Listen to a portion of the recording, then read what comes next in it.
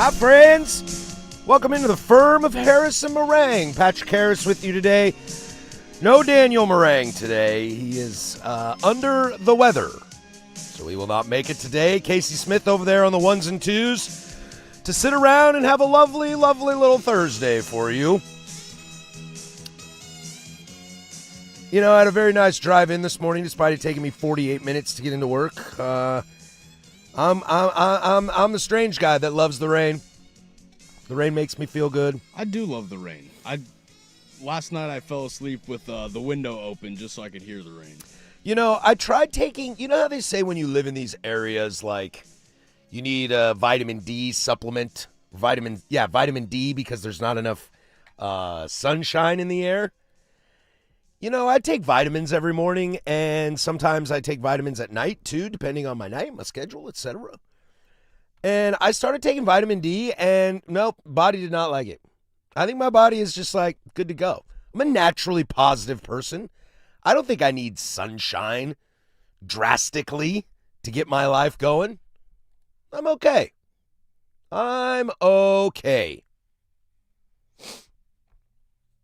Feels weird being in here all by myself. It's all like quiet and it's cold and ooh, I could turn the heat up. You ever have those moments when, like, I don't know how your relationship is with your parents. Do you have both your parents? Yep. Okay. Do you ever have that moment when, like, mom's gone and you're like, ooh, it's me and dad. Ooh, Wow. we about to get in trouble. Or the other way around? When it's just me and my dad, we're about to watch a lot of movies. One of us is going to cook. The other one's going to trade off the cooking duties, and it'll be a fun weekend. And I think if it was ever me and my mom, it was always like, oh, yeah, baby. Well, same way. We're going to watch some crazy movies tonight, probably order in. My mom cooks now. When my father passed, a little over a decade ago, my dad did all the cooking and cleaning in the house. My mom had a pretty crazy job, like high stress, breadwinner, all that kind of stuff. So my old man, he always took care of the house and cooking. And when my father passed, my mom had to learn how to cook. That must have been terrifying because she was, in like her 50s, late 50s. I couldn't imagine like restarting something. Like, I guess I don't do very well with laundry folding wise. Okay. If I had to learn how to properly fold and like iron something, I'd be in a lot of trouble. Okay. See, I'm somebody that loves to learn stuff, but I do think you get to a point when that has probably passed. And I'm like the weird guy, like everybody always says, I will do laundry, I hate folding. I will load the dishwasher, I hate unloading the dishwasher. I am the exact opposite of that. I will 100% fold clothes, and I 100% unload the dishwasher. I hate doing the other side around. Yeah, I'll unload the dishwasher, Okay. but I very much hate doing the dishes. Oh, like hand doing dishes? Like other people's food touching, It's like my wife and my kids, and I don't want to do that. I like share the same house as you. I will take a rip off your soda pop. I don't want to do your dishes. I don't want to do your laundry either. I'll borrow your chapstick, but I will not touch your old food. Exactly. That's just gross. Exactly.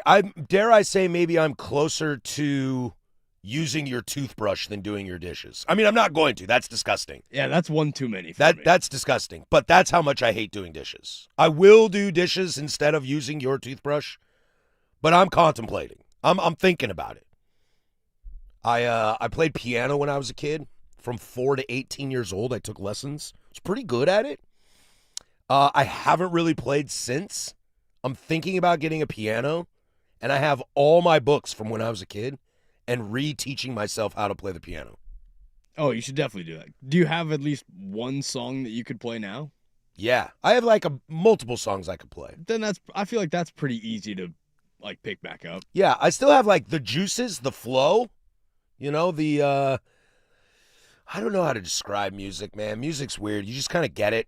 Like, as an MC, like your timing, like you have to have that kind of built in your nature. Yeah, it's the one, the two, the three, or the four. When to come in, when to cut out, your syllables in beats. If you have a 3-syllable word, but you're in a 4-beat frame, like how does that timing go? I've still got that, so that's a big plus. Because I was in like bands and stuff for a while, so it never really left me. Yeah, I don't know. I give a lot of people kudos for learning new things when they're old. I don't know. I don't know what else I would try to learn now that I'm old. Is there something like tactile that you would like to learn, like like pottery, No, making something, no, that's what I was thinking of. Like, woodworking? that's what I was thinking of. Like, I am not a very handy man around my house. I lived in apartments for a very long time and S-holes for a really long time that if something broke, I just called somebody else. Now I live in a house and I don't know what to do. Because now it's your problem. Yes, something goes down and I've been okay. You know, YouTube is my friend. Were you here when I told you about the doorbell went off at like 1 a.m?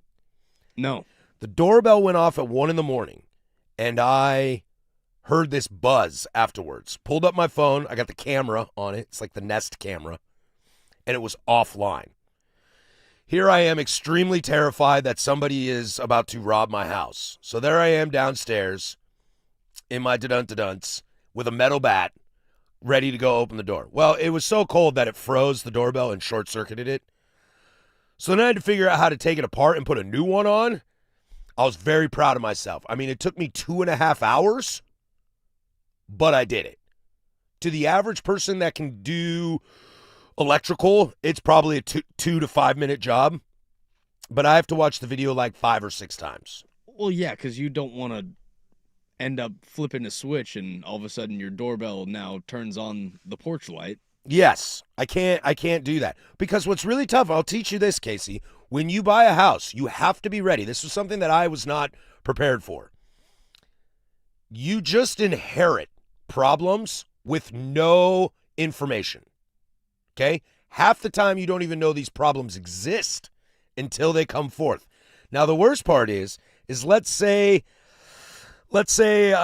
this job for example, all right? Like, oh, I've never done a solo show before. I could call Danny and say, Danny, what do I do for a solo show? You can't do that with the previous homeowner. So it's like, hey man, did you know this problem existed? Or hey man, do you know how the security system works? You can't do that. So you're just on your own.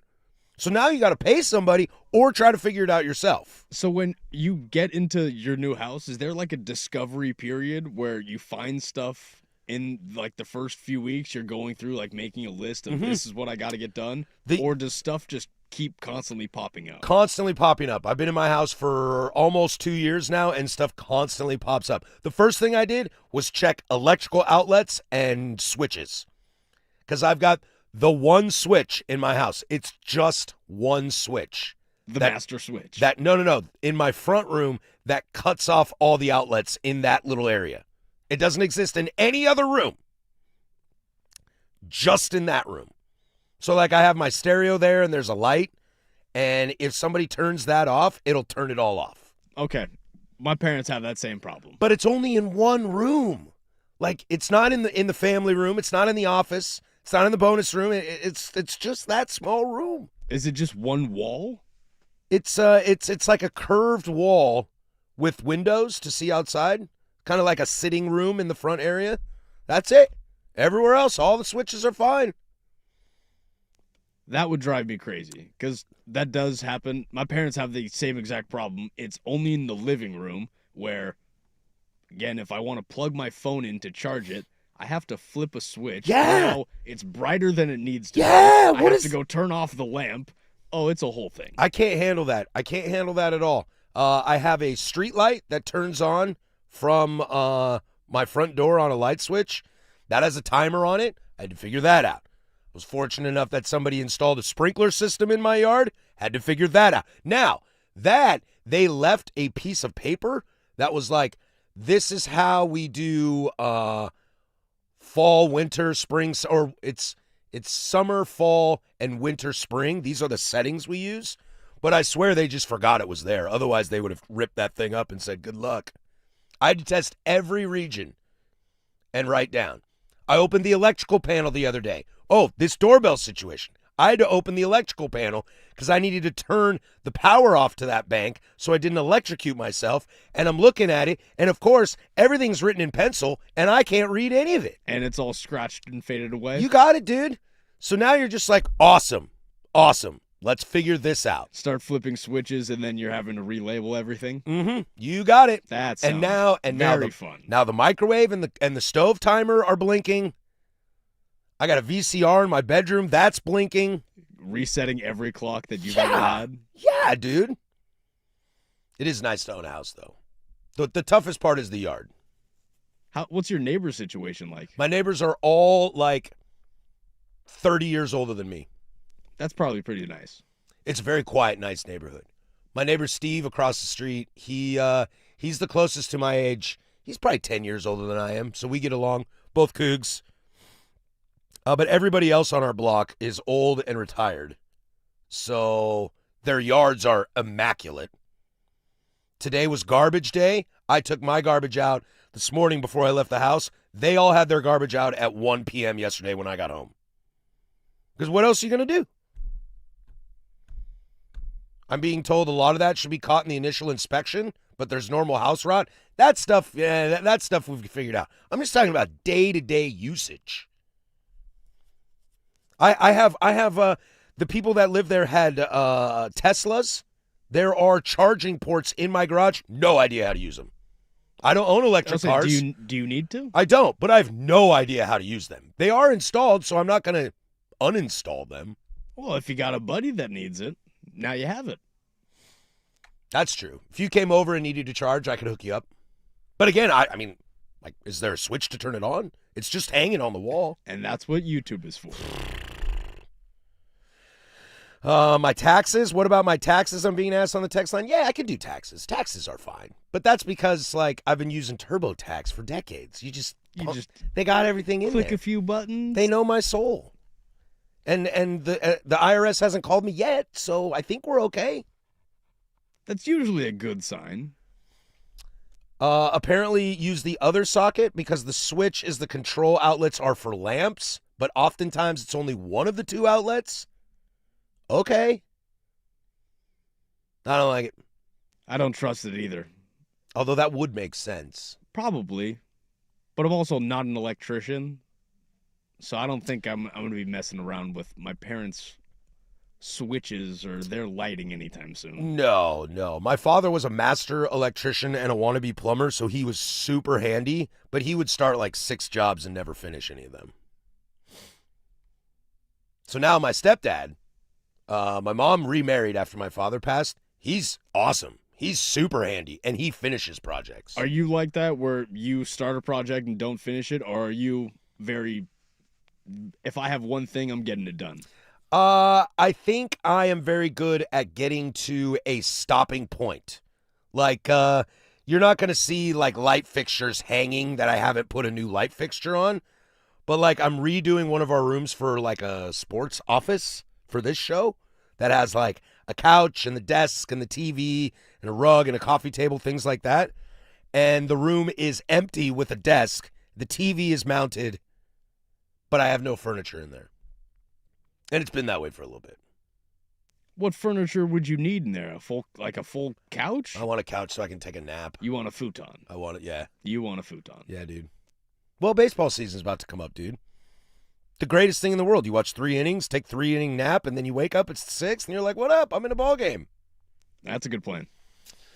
So I'm somewhere in the middle because I don't like things dirty. I don't like things messy. So I will continue to get that project going to a point in which it has a natural place of stop. So if you walked in my house and walked into that room, you'd be like, oh, what are you doing in here?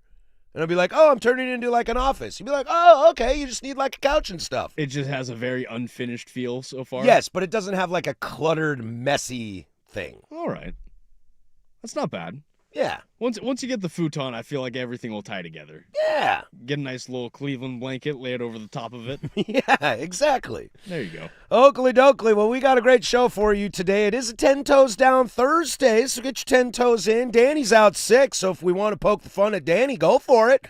We'll do that at 12:15 like we always do. There's a nice little college football chunk here in the 11 o'clock hour. Some NFL to get to as well today. But let's start with the fate of old Estados Unidos.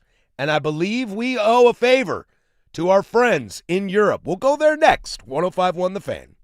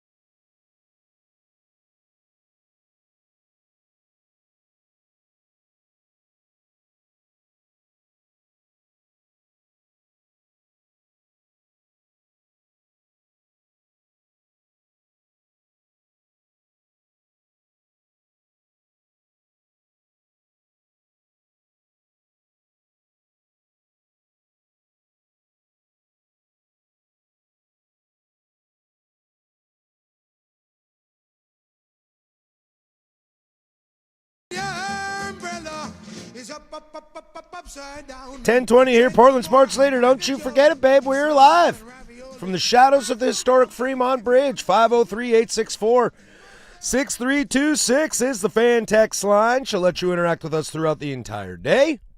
Shout out to the YouTube cats. We're talking about my neighbors. All that fine stuff up in Vancouver, Vantucky. I didn't see it, but apparently Miami just lost. That's some serious, Down goes Miami in their own tournament. That's not a good bueno. That's not a good bueno at all. I thought they were going to be the mid-major that destroys it all. That's part of that conversation, though. They lost to UMass, who's 17-15. Woof. In the quarterfinal of the MAC? Look, Bruce Pearl sometimes is a weird cat, and that's a bagman who got out because, he didn't want to get caught being a bagman again. But maybe he was right. I stole that stat from Stephen Vaughn off Primetime that Miami of Ohio is not even the best team on paper statistically in the MAC. And they just lost to UMass. I wonder if UMass has more basketball wins this season at 17 than their football program has had in the last 10 years.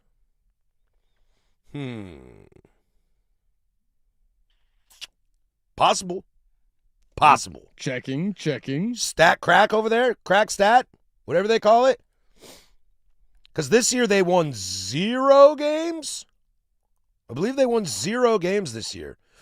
So we'll have to follow up on that. Yeah, they were 0-12 this season. 0-12 this season. So, maybe the last 20 years? No. Their record since 2019 is 8-55. Boo. If you ever feel like things are bad, it can always get worse. But guess what, my friends? USA has survived. You're welcome, USA. Thanks to Vinny Pascantino and the Italian team. I would like to give a fat shout out to our Italian brethren.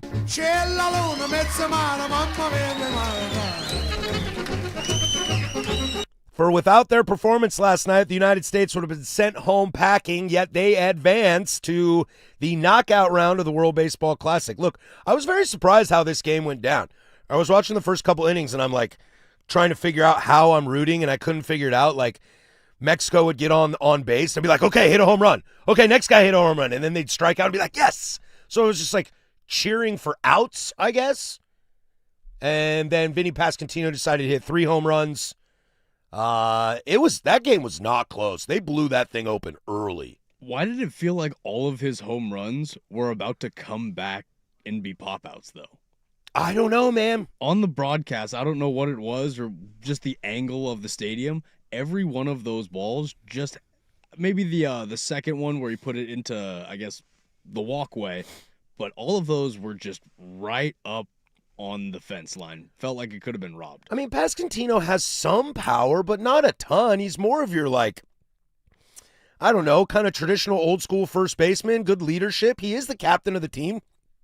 I believe those home runs are his first hits in the series, in the Classic.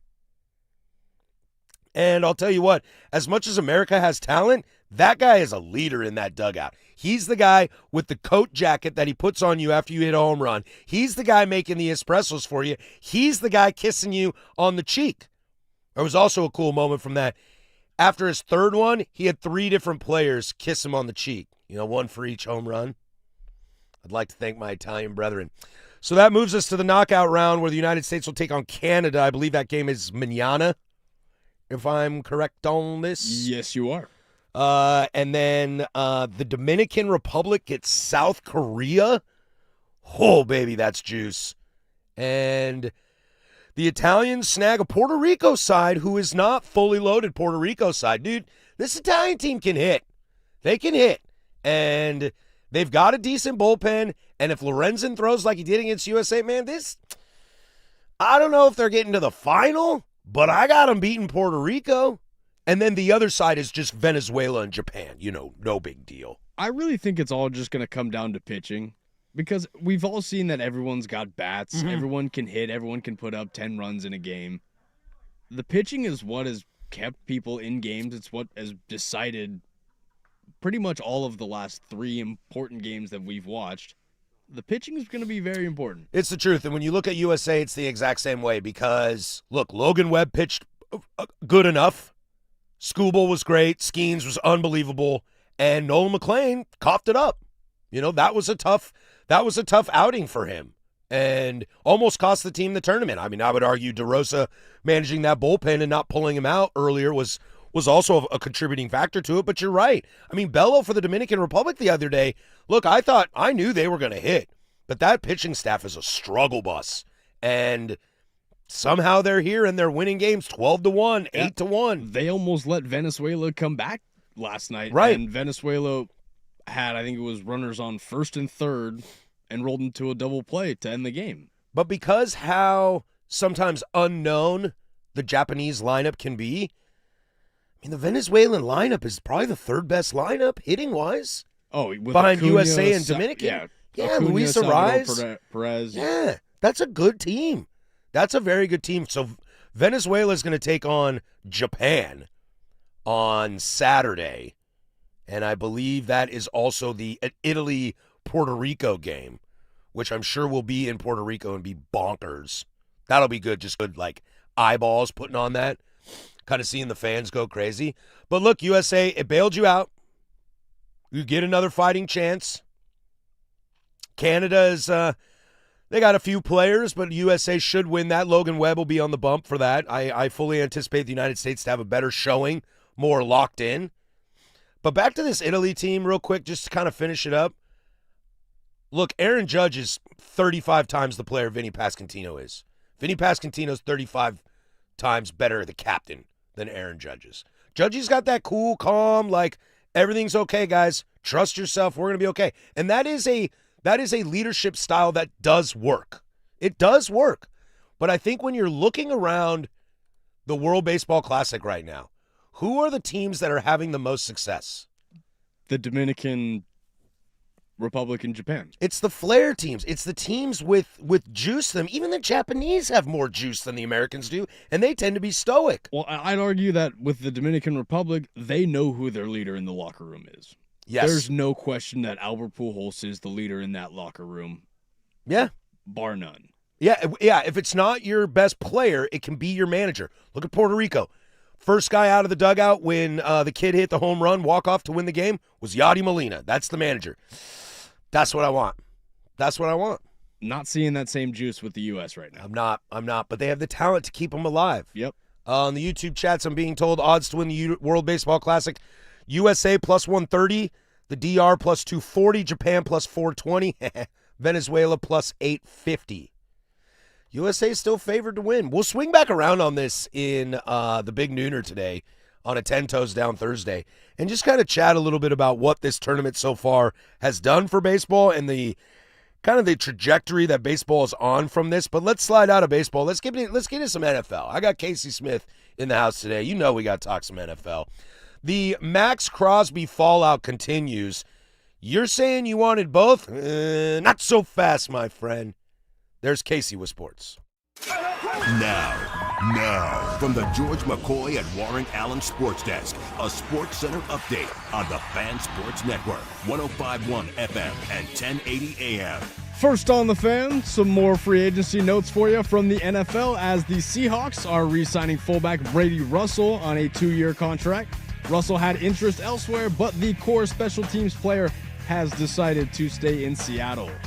The Browns have officially released tight end David Njoku and right guard Wyatt Teller with post-June 1st designations. By doing so, Cleveland breaks Njoku's dead cap into $9.5 million in 2026 and $14.7 million in 2027, allowing Cleveland some cap relief after June 1st. The Bengals have reached an agreement with left tackle Orlando Brown on a 2-year extension. Brown has been with Cincinnati since 2023, and the terms of his extension were not made immediately available as of Thursday morning. And pass rusher Bradley Chubb has found himself a new deal on a 3-year, $43.5 million deal with $29 million guaranteed with the Buffalo Bills. Chubb played all 17 games last season in Miami, recording 8.5 sacks as the defensive team captain. The United States has advanced out of pool play thanks to Italy's 9-1 victory over Mexico last night. Team USA narrowly avoided disaster, having left their fates in the hands of Italy, and thanks to Vinny Pasquantino, an electric 3-home run performance, the United States will face Canada in the quarterfinals on Friday. Lastly, your Blazers have the night off, but are back in action tomorrow night, hosting the Jazz at 7 p.m. inside the Moda Center. And for more sports scores and stories in 30 minutes, I'm Casey Smith from the George McCoy at Warren Allen Sports Desk. Hurt and missing work? Insurance companies acting like jerks? Don't call your mom. Call George McCoy at warrenallen.com. The Fan is live on YouTube and Twitch. And now,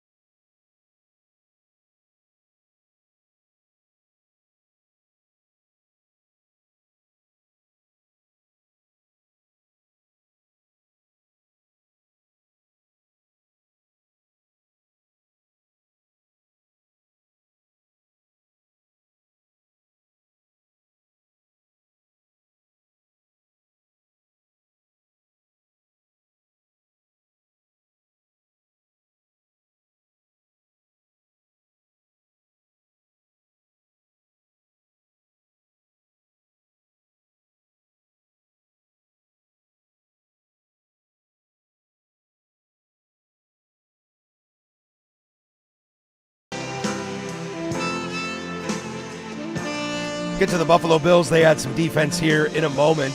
10 toes down Thursday at 12:15. I don't remember if it was you or Jake, Casey, that mentioned this in the bullpen before the start of the show, but we're going to have to think of some sort of gift to send to our Italian brethren. Some sort of thank you basket. Think we could send them one of those Patton and Jeter gift baskets? Some Subway fare? No. Get home? They need something better than that? They need something better. What do the Italians need from us? Like, let's ask that question. Okay? The Italians are some of the hardest working people that built this country. The Italians, the Irish, etc.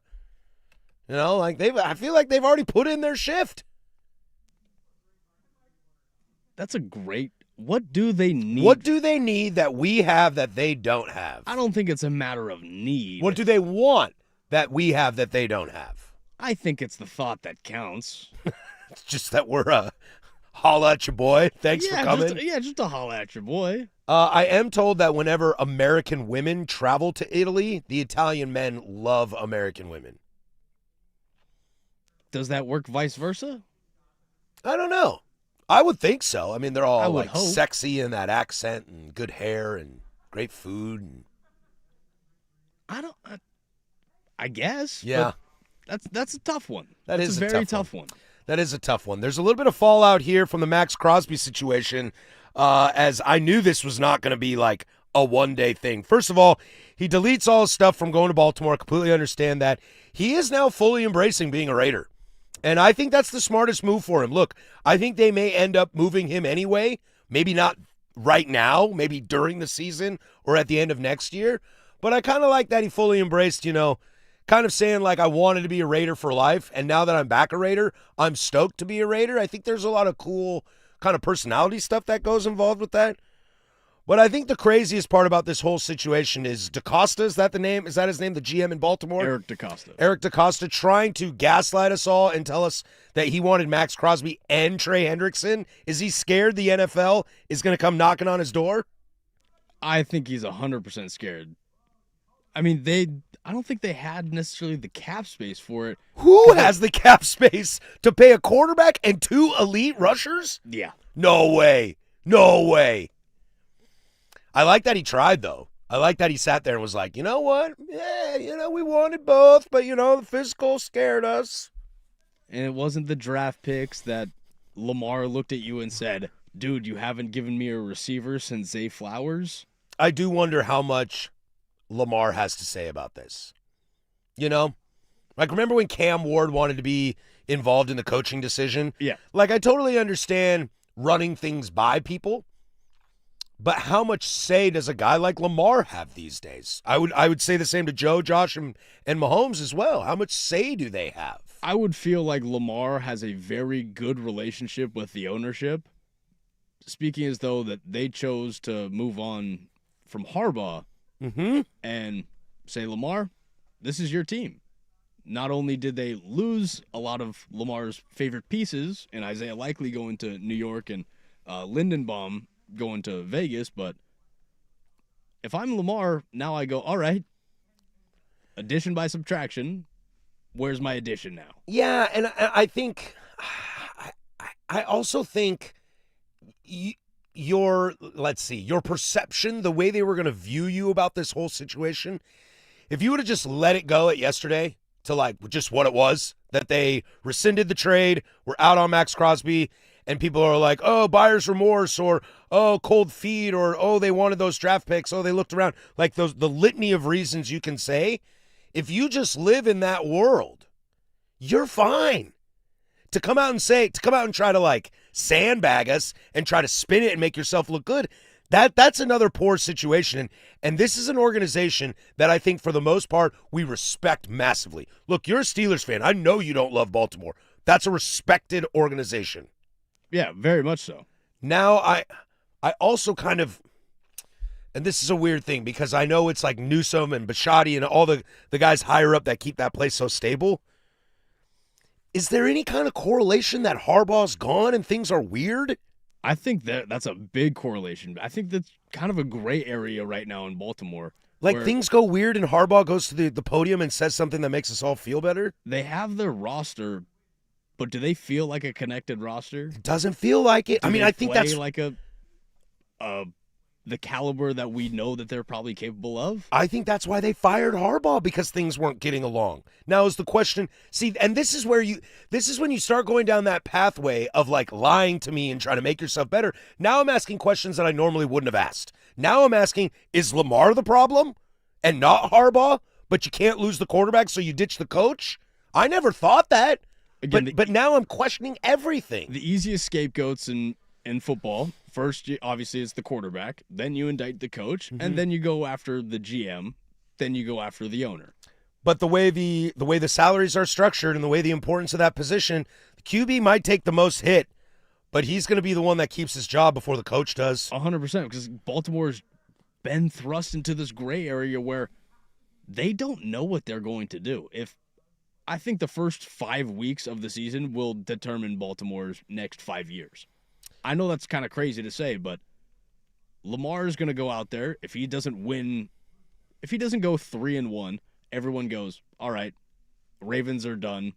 They're rebuilding again. Where does Lamar go from here? Yeah, early 10 toes down for you, Casey. Lamar's healthy the entire year. The Ravens win 10 games or more. If Lamar's healthy all year and they give him a receiver, things as is. Let's say things as is. As is, 10 games, yes. Right at 10? Right at 10. That's not going to be a good enough. It's not That's enough. not good enough for them. Not enough in the division. Not in that window. And that's the argument of why, even if Crosby has some future issues, that's why you go get Max Crosby now. Now, Hendrickson is great. If you decide you don't want Crosby and you decide to go Hendrickson, I think that's totally fine. And slightly cheaper, almost as much impact. Understands the necessity of the pass rush in the division. When the D-line in the AFC North gets home, it's a scary place. The energy inside stadiums flip.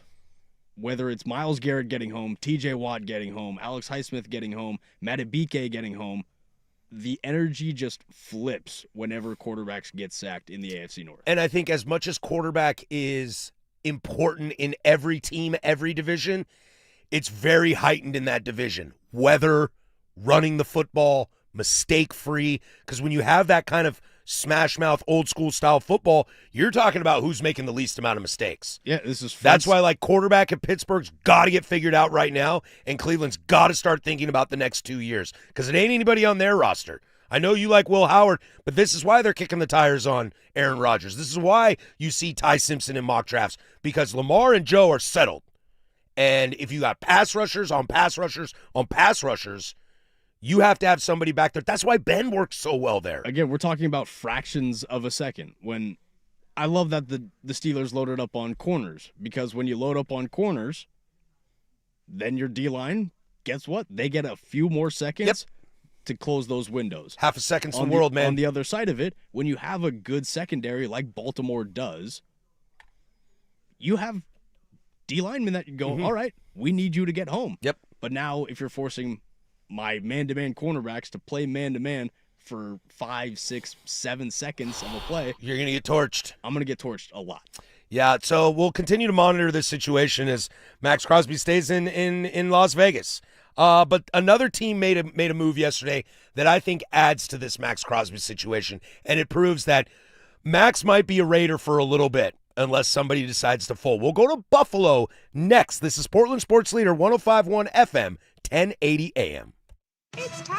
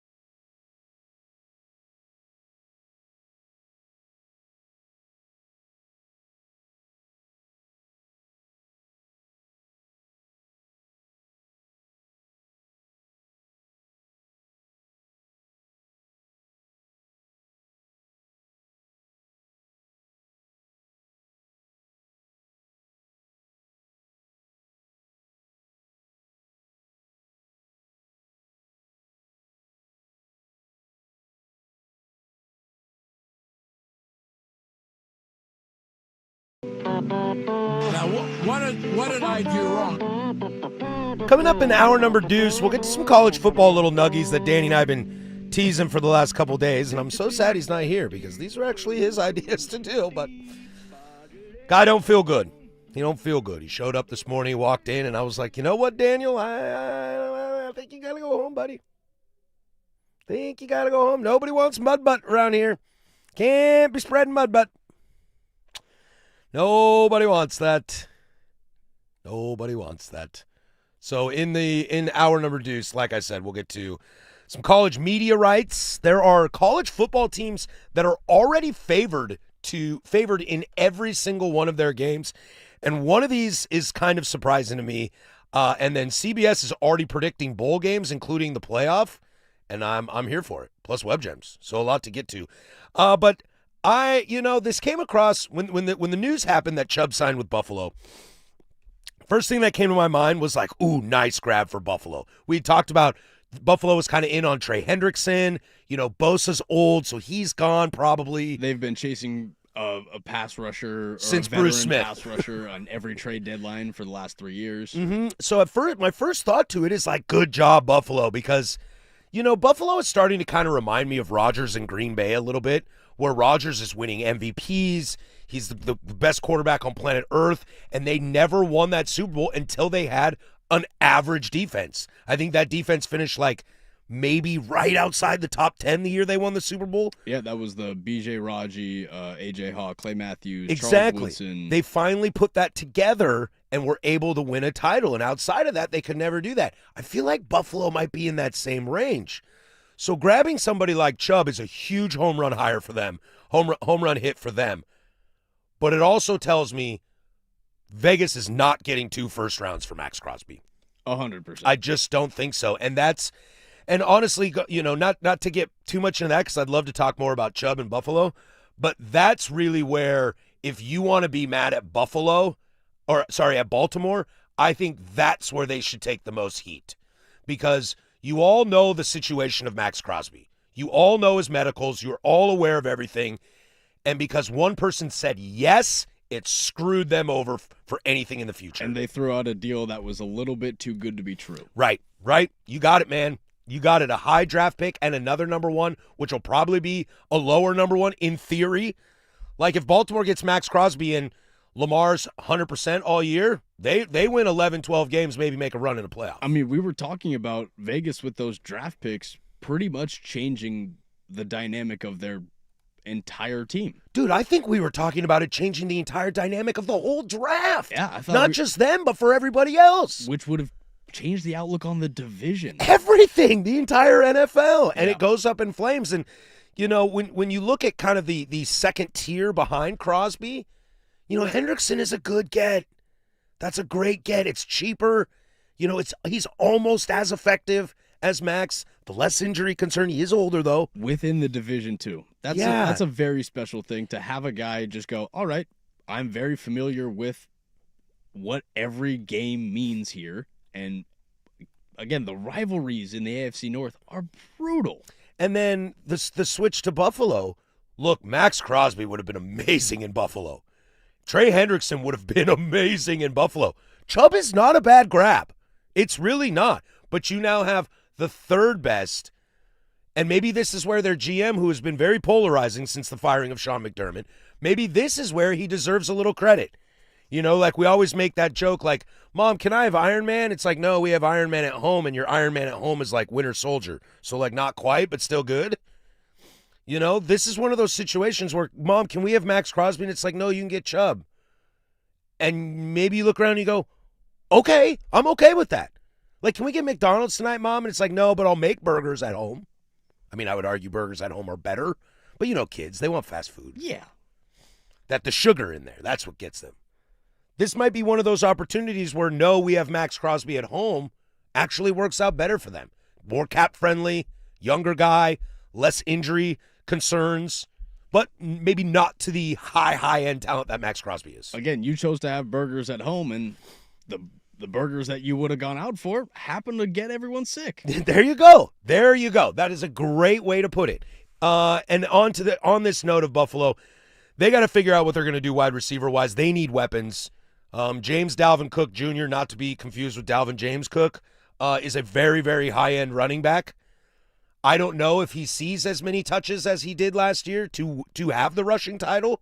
I think that would scare me a little bit if I'm Joe Brady and running that ship up there. It's not like wide receivers right now is a healthy free agency room. Can they afford Juwan Jennings? Do you even want Juwan Jennings? Do you think they go out and get a Deebo Samuel? I think they draft.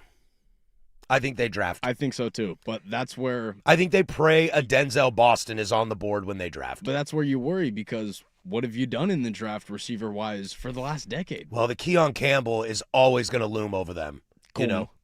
Keon Coleman, excuse me. The Keon Coleman thing is going to loom over them. Not that I necessarily think it's their fault, but that's going to loom over them. But they were also the team that paid Kelvin Benjamin. They're also the team that paid Sammy Watkins. They're also the team that traded for Stephon Diggs, and that was a good trade at first. I don't think he ever turned out to be as good of a wide receiver as he was in Minnesota, but he was pretty solid for them. He helped Josh win a lot of games. He had very much a lot of stints of red zone Devontae Adams when Devontae Adams was in the last few years in Green Bay. And Diggs is no good now because he blew the knee in Houston. Like once you lose that injury, it's hard for a wide receiver to come back from an ACL. Some guys do it. But I think genuinely it's probably pretty hard. Just because the speed is just such a factor at that position. If I'm a Buffalo Bills fan, I feel pretty good about my team today. Look, Josh, you can't be holding footballs like bread. You just can't do that. I was ready to move on from Sean McDermott. I don't know if Joe Brady is the answer, so I'm a little ginchy on that. But Chubb on that defense, secondary was nice last year.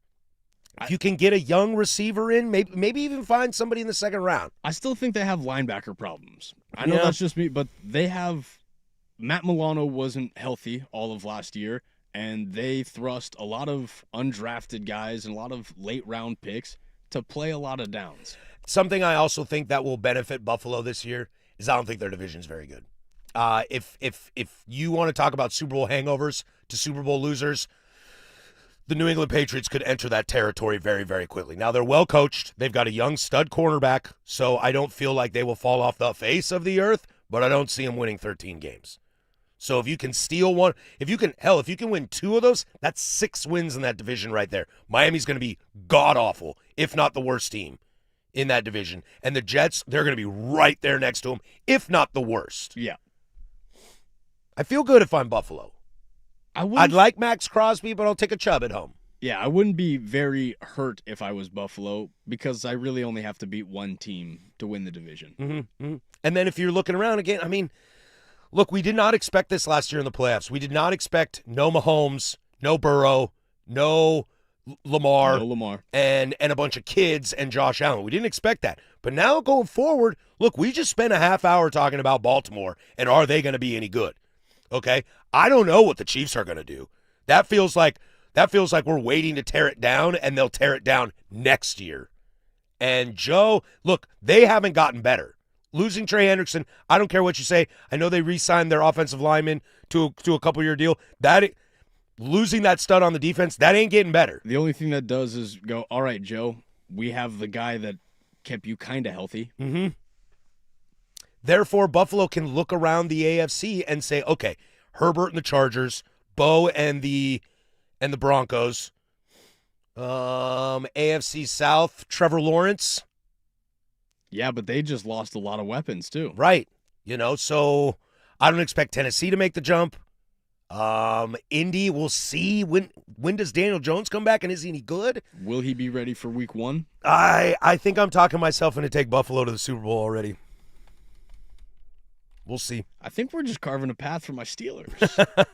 I also need to see what the Chargers do. I was listening to the Sunrise guys this morning talking about the Chargers. What will Mike McDaniel do with that offense? Yeah, and do they need a couple more pieces, playmaking pieces? Because I think that healthy O-line will be good for them.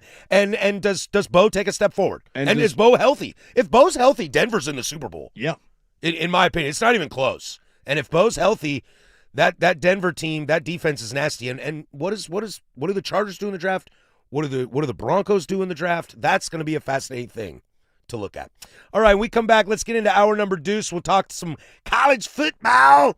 Media rights deal. Does this sound familiar? Loaded hour number 2. That's Casey. I'm Patrick. 105.1 The Fan. Hey, it's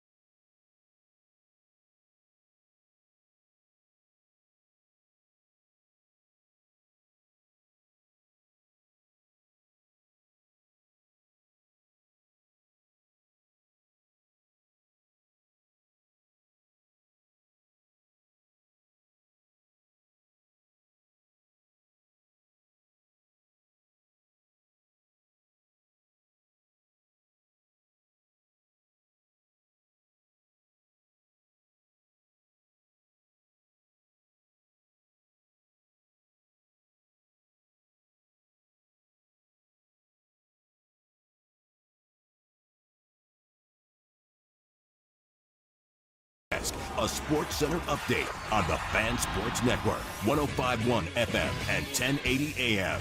First on The Fan, some more free agency notes for you from the NFL as the Seahawks are re-signing fullback Brady Russell on a 2-year contract. Russell had interest elsewhere, but the core special teams player has decided to stay in Seattle. The Browns have officially released tight end David Njoku and right guard Wyatt Teller with post-June 1st designations. By doing so, Cleveland breaks Njoku's dead cap into $9.5 million in 2026 and $14.7 million in 2027, allowing Cleveland some cap relief after June 1st. The Bengals have reached an agreement with left tackle Orlando Brown on a 2-year extension. Brown has been with Cincinnati since 2023, and the terms of his extension were not made immediately available as of Thursday morning. Pass rusher Bradley Chubb has found himself a new deal on a 3-year, $43.5 million deal with $29 million guaranteed with the Buffalo Bills. Chubb has played all 17 games last season in Miami, recording 8.5 sacks as the defensive team captain. The United States has advanced out of pool play thanks to Italy's 9-1 victory over Mexico last night in the World Baseball Classic. Team USA narrowly avoided disaster, having left their fates in the hands of Italy. And thanks to Vinny Pasquantino, an electric 3-home-run performance, the United States will face Canada in the quarterfinals on Friday. And your Blazers have the night off tonight, but are back in action tomorrow, hosting the Jazz at 7 p.m. inside the Moda Center. And for more sports scores and stories in 30 minutes, I'm Casey Smith from the George McCoy at Warren Allen Sports Desk. Hurt and missing work? Insurance companies acting like jerks? Don't call your mom. Call George McCoy at WarrenAllen.com. The home of dirt and spray. Weekday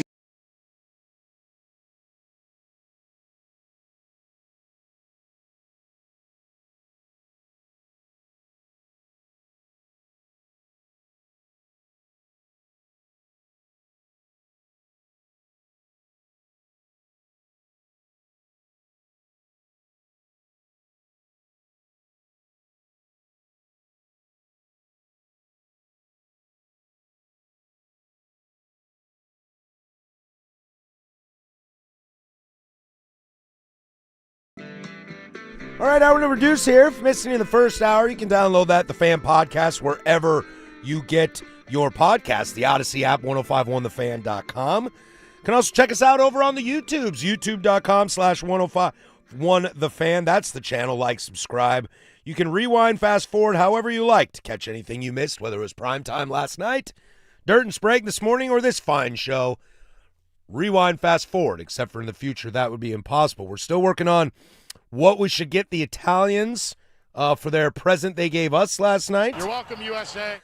So far, we got a couple coming in. We'll get to that in closing arguments. It's also a 10 Toes Down Thursday. No Danny here today, so he's out. He's out, not feeling so hot. So we'll hold down the fort. But that means you out there got to help me out with some 10 Toes Down. 503-864-6326. We've got some early submissions already, so get those in. A lot of college football to get to this hour, plus some web gems. But this was something that Danny actually found and threw up on the situation. I've been kind of watching it, monitoring it myself, because, Casey, I don't know if you're like this, but I am very fascinated by media rights deals as a new Pac-12 brethren. It's money is everything. So I'm constantly thinking about what this does for my school, but also what's going on as well. This is a tweet that was sent out by, let's see, Amanda Kristovich, that Danny threw my way. Senator Schmidt and Cantwell's from my great state of Washington. I voted for her for like 30 years. Former two-sport college athlete and member, that is Maria Cantwell, ranking member of the Senate Commerce Committee, released a bipartisan discussion draft of the College Sports Competitiveness Act that they will be introducing in the Senate next week. The legislation provides a new antitrust exemption allowing college football institutions to jointly sell media rights and makes it optional for conferences and schools to pool their media rights together, allowing for a significant increase of revenue into college sports. The senators believe that this is the first step in an important legislative conversation about how to address revenue challenges in college sports. They look forward to their continued blah, blah, blah politician stuff. I'm not quite sure I fully understand this. Pooling your rights together, is this just another opportunity for ESPN to have the stranglehold on the sport? Because if so, I don't know if that's exactly where I would like to be. I think sports are a lot better when things are spread out a little more. For example, I was watching the Italy game last night, and I jumped on ESPN.com, kind of do some show prep, and I was looking at some college basketball scores, and I clicked on the World Baseball Classic page in their MLB, and it's empty. There's like some videos of Screaming A. Smith talking baseball, which no thanks. There's an Abraham Toro home run highlight. There's no story. No headlines, no graphics. And then it dawned on me. At first I thought it was like they were updating it and I just caught it in the wrong spot. Then I checked it out this morning, same thing. And then it dawned on me. They don't have the rights to the World Baseball Classic. Why should we put the effort in this? And that's what kind of scares me. That's the only thing I don't love about the whole situation, is that if we don't have the rights, then I'm out on it. Only chasing the money. Yeah, they're like, you will see, like NBC will show you, well, maybe it's not NBC, but I've seen this on other networks multiple times, in which it's NBC and it's like, oh yeah, if you love hockey, USA, Canada's playing in hockey. If you love hockey, hockey will return this coming Thursday for a doubleheader on TNT. Like they will cross-brand it. And I think there are some sports that are happy to cross-brand. It feels like college football refuses to cross-brand. Like, I don't want anything to do. If I'm the Big Ten, you don't mention the SEC on this network. You don't mention other games at any other time. And I get it, you're protecting your brand. But this is where that whole situation of, like, what's good for the sport is good for all of you. And I know it's about chasing money. And, you know, we'll talk Steve Kerr's comments tomorrow about shortening the NBA season. And I get it. You guys don't want to lose money. That if the big nooner on Fox is, you know, Oregon Northwestern, which was a big nooner, you don't want people switching to CBS or ABC to watch South Carolina, Texas A&M, because that's a better matchup. And Oregon boat race Northwestern. So I get that. But if the health of your sport is better, it benefits all of us. And that includes the Big Ten and the SEC. It's just going to be a better product. Look, if Ole Miss is playing the Citadel and Alabama is playing Southern, but I got Washington State and Boise State in the Pac-12, dude, that's the highlight game of the week. Again, we'll watch Saturday Maction in the middle of November. Dude, we will do anything. We are desperate for sports. It's how you present it to us. I heard Sprague talking this morning about how he doesn't really watch college basketball. Then the other day he found himself on a quad box of college basketball, and now he watches every day. Dude, we are junkies. Like, Swag and I watch the most fringe sports you can think of. Like, we love sports. We'll just put something on. I got the Players on right now because I'm waiting for some Europa League to start. Well, it already started, so I'm behind. But, like, if my kids don't have the TV, dude, I will put anything on. Anything that's sports related.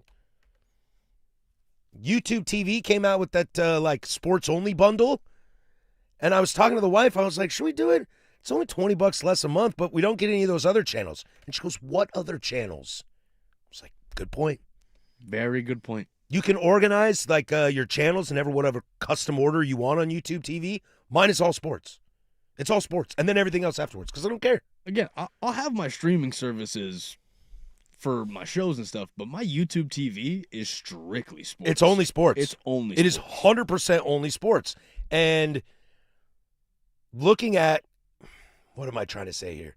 Like, I don't care about MAC basketball. I don't even really care about Miami of Ohio.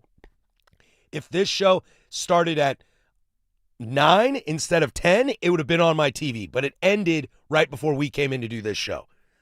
That's how much of a junkie I am. I feel so lucky. I make fun of the boys in the morning all the time because I'm lucky I get live sports all the time. They don't. And some of it is sports that nobody cares about, like watching the Europa League. Like, dude, just put sports on TV.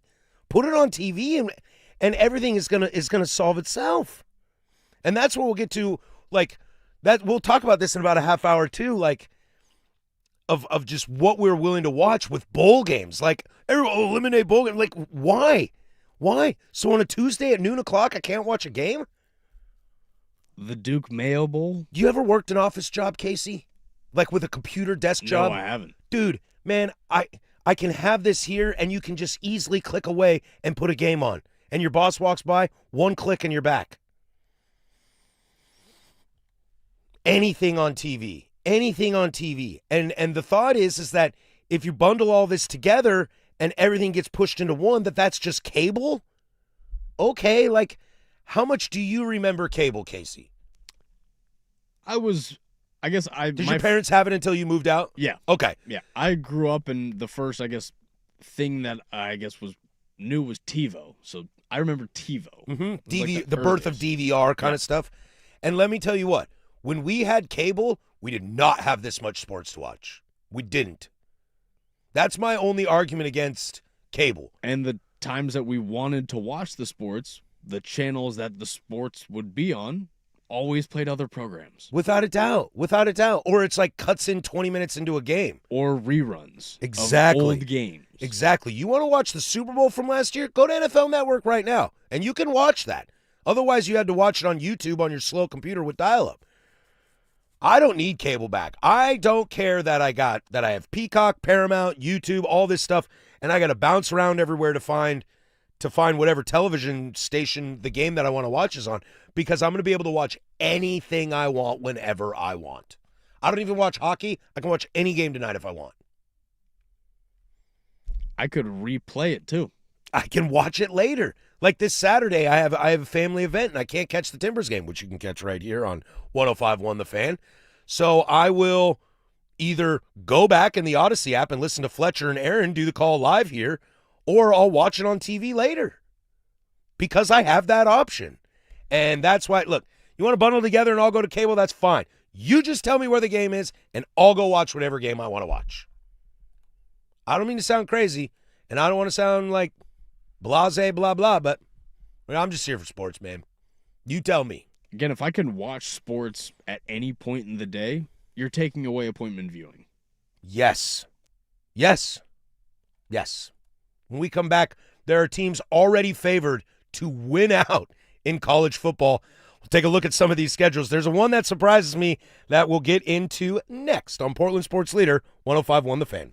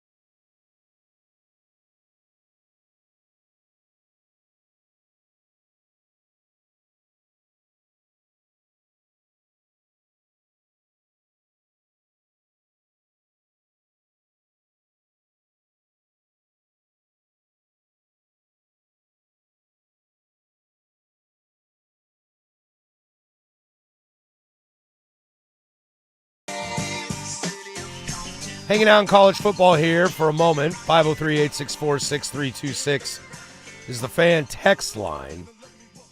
Ryan texting in, I put on random sports on so the kids don't have the TV. 100%, brother. 100%. Wife's like, don't let the kids watch TV. I'm like, easy. Watch this. I know. The only problem is my youngest will like watch commercials and like think he's watching TV because he does not care about the sports. But then he gets like excited about seeing something funny on TV or like a movie preview. He'll see the Mario Galaxy preview and just lose his ass. Well, that does look fantastic. It looks great. Did you see the first one? Oh, the first Mario movie? Yeah, Yeah, it's it was great. great. It's great. It's great. Me and Bubs will go see that in the theater. We're still taking your suggestions for what to give the Italians for their wonderful gift last night. Some of them are coming in, and we got some pretty good ideas here. We'll get to that in closing arguments. Plus, it's a 10 Toes Down Thursday. Anything you need answered, unequivocally, no wishy-washy. Full 2 feet, 10 toes down, yes or no questions. You can text those in the fan text line. We'll get to that at 12:15. This was a tweet that I saw came out from Brett McMurphy. There are 6 FBS teams that are expected to be favored in all 12 games next season. Some of these shouldn't surprise you too much. Number 1 being Georgia. Georgia will be favored in all of their games. North Dakota State, I'm not going to pretend that I understand their opponents, so we're going to skip that one for a little bit. But let's get into some of these schedules real quick. Penn State is on this. Notre Dame is on this. Texas Tech and Utah. And starting with Texas Tech and Utah real quick, looking at their schedules, because I hadn't quite seen it. I got Texas Tech's right in front of me. Their hardest game is most likely hosting Arizona State. That is a cush schedule for Texas Arizona Tech. State has, who's their quarterback? We don't know. Abilene Christian at Oregon State, Houston, Sam Houston, Colorado, Arizona State, Cincinnati, Arizona, West V, Oklahoma State, Baylor, TCU. Did you just skip over my Beavs like that? I sure did. Wow. Texas Tech is going to come to Corvallis and put 50 on you. Most likely. Most likely. Now, here's the thing. Here's why Utah's on this boat as well. Well, they skip Texas Tech. Texas Tech also skips BYU, which Utah does not. Utah's got BYU on this, but they're hosting the Holy War this year, which gives them the edge. Idaho, Arkansas, Utah State, Iowa State. I'll be very interested in that game. Kansas, Colorado, Houston, Cincinnati. BYU's the big one. Arizona, TCU, West Virginia. What's interesting about the Big 12, with 2 of these teams being favored to win, quote-unquote, all their games, is then they will play each other in the conference championship with the winner automatic bid into the college football playoff. How do you keep the other one out? If they're both undefeated going into that game, there's no way you keep the other one out. So your precious extra SEC Big 10 bid is gone because 2 are going to go to Big 12.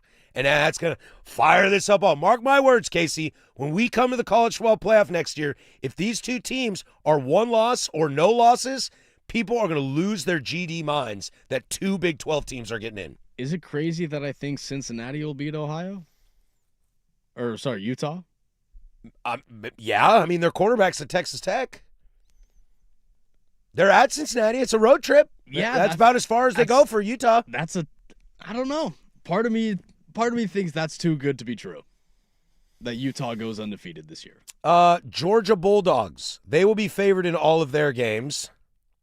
That includes, let's see, we all know their cupcakes. Actually, they only have 2 cupcakes this year. They get Georgia Tech. But that's more the rivalry than anything. Tennessee State, Western Kentucky. Okay, bye.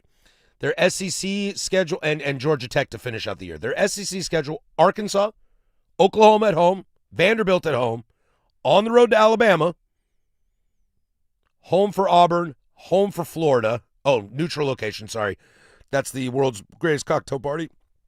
At Ole Miss, Missouri, South Carolina. Once again, Georgia with the easy life in the SEC. Do we expect Florida to be good this year? I don't. What to make of Alabama? No idea. No idea. Side note, do you know that Georgia has never played at Texas A&M? And Texas A&M has been in the SEC for over a decade. Wow. It's too far. They don't like making Georgia leave Georgia. It's too far, and Oregon played Rutgers and Northwestern. Well, that's your own problem. That's your own conference's problem there. All right? Y'all's problem. Oregon State went all the way to Appalachian State. Hell, Wazoo went to James Madison and Virginia and Mississippi and North Texas. Anybody, anywhere, we want Bama. The most fascinating to me, though, are the Notre Dame and Penn States in this. Notre Dame, real quick to run through their schedule. They open hosting Wisconsin, which will be, Wisconsin's not great right now. We'll see. Rice, Michigan State, at Purdue, at North Carolina, Stanford, at BYU. That's interesting. I love that. They'll take on Navy, and here's the big one for them. They finished their year with Boston College, SMU, and Syracuse, but the big one is this year they host Miami. So according to Vegas right now, Notre Dame will open with a small, albeit I imagine, 1.5, maybe half point against Miami. Who's Miami's quarterback? Well, it's Darian Mensah. We'll see how that looks. But we know C.J. Carr for Miami or for Notre Dame, and they've been building something. The most fascinating to me is Penn State. Brand new coach, Penn State. Brand new coach, Penn State. Transfer portal riddled Penn State. Although they did bring in a bunch of guys, they lost all their big recruits to Penn State or to Virginia Tech when James Franklin left. That is a team that, boy, do I have no idea what to think about them. I love Matt Campbell. I think Matt Campbell's a great coach. I think what he did at Iowa State was really amazing. My Cougs have some bowl history with Iowa State, and now I have some beef with Iowa State as they stole my turncoat coach in the middle of the night. But I like Matt Campbell a lot, and I think Matt Campbell is a great football coach that with the right resources could turn it around. I'm surprised that they have Penn State in this situation that fast. Penn State's going to host USC, and then the next week go on the road to Michigan, and you're going to favor Penn State in both those games? I think you're underestimating Michigan in that big time. The fact that a Penn State team? Penn State, man. Who's going to be their quarterback? I got no idea. USC coming across, that I can get. I'm not high on USC this year. I know we did say, at least Danny said 8-4 is at least what he wants out of them. Dude, bare minimum they have to win 9 games. They cannot run it back last year. Do you think their fans are frustrated that they don't win enough games despite sending first and second round draft picks consistently to the NFL? I don't know where SC fans are these days. I sit next to one every day. But we live in this, hyperbaric sports chamber to where the average, like if my grandfather was alive and he watched USC games all the time, where would he sit? I imagine most USC fans outside of my boy Danny here are probably pretty frustrated with Lincoln Riley. The buyout is huge, and you have to understand that. Being a dog on the road to Penn State might tell you exactly where that program is right now. Again, I think Michigan is very, very underrated this year. I think Kyle Whittingham is like a almost 2-win war coach, and we'll see the development of Underwood and how that offense continues. Will that offense actually come to the 21st century? I don't know. I'm not the biggest Jed Fish guy in the world. I'm not the biggest PJ Fleck guy in the world, but they're at Washington and they host Minnesota. Look, Penn State to UW, that's a long flight, man. That's a far travel. Does the UW quarterback situation bleed out into the season enough where they can't go out and win games that they need to win? That's the question too, man. Dude, I follow this Husky team because they're my heated rivals. We open the season with them in Seattle. Probably try to go to that game. I have no idea what to think about UW. I have no idea. Damon is a fun quarterback. He's small. He's small for sure, but he's fast and he can throw. He can throw. But does he put himself in the position to make the right choices? Exactly. And you're losing your running back who could go in the first round and your wide receiver who's going to go in the first round. And you have Jed Fish. And I don't believe in Jed Fish. Like, I think my Cougs could sneak up and beat him. That might be rose-colored glasses. That might be me being biased. But those rivalries, again, Oregon State came back and scored 28 points in the second half on Oregon to beat them a few years ago. If Wazoo is playing Oregon and Oregon's my dyed-in-the-wood rival, we're getting smoked this year. UW? I don't quite believe that. Now I'm looking at the Husky schedule. What do they got? SC. They're at SC, hosting Iowa, at Nebraska, hosting Penn State, hosting Indiana, at Oregon. Bye. I hate that Husky schedule. I hate that Husky schedule a lot. Just a fascinating situation that these teams could all be favored in all 12 of their games. Look, Texas Tech's going to be good. I think they're going to be real good. No doubt. Getting that brand new quarterback, it's what they needed the most. It was their big. We watched that game together, Casey. Yep. Like that was the biggest problem Texas Tech had, and now you're bringing in the number one quarterback transfer. I like Texas Tech.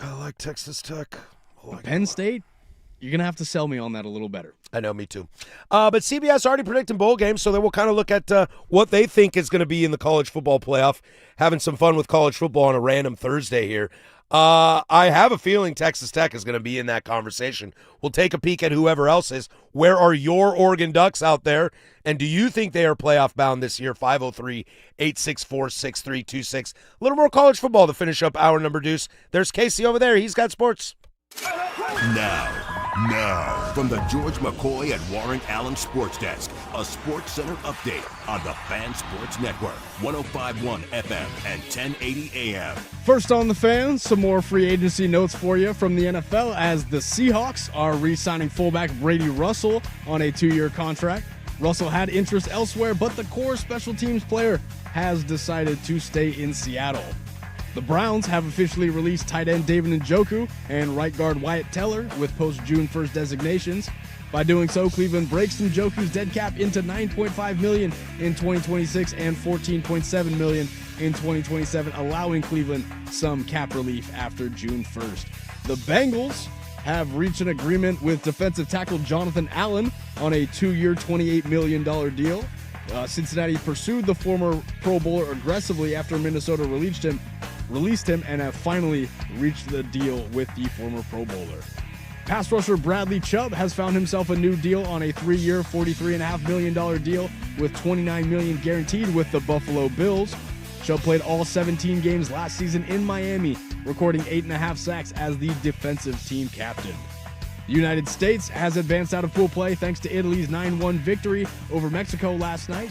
Team USA narrowly avoided disaster, having left their fates in the hands of Italy, and thanks to Vinny Pasquantino and his electric 3-home run performance, the United States will face Canada in the quarterfinals on Friday. Finally, your Blazers have the night off, but are back in action tomorrow hosting the Jazz at 7 p.m. inside the Moda Center. And for more sports scores and stories in 30 minutes, I'm Casey Smith from the George McCoy at Warren Allen Sports Desk. Hurt and missing work? Insurance companies acting like jerks? Don't call your mom. Call George McCoy at warrenallen.com. The home of the Fan Happy Hour with Luke Anderson.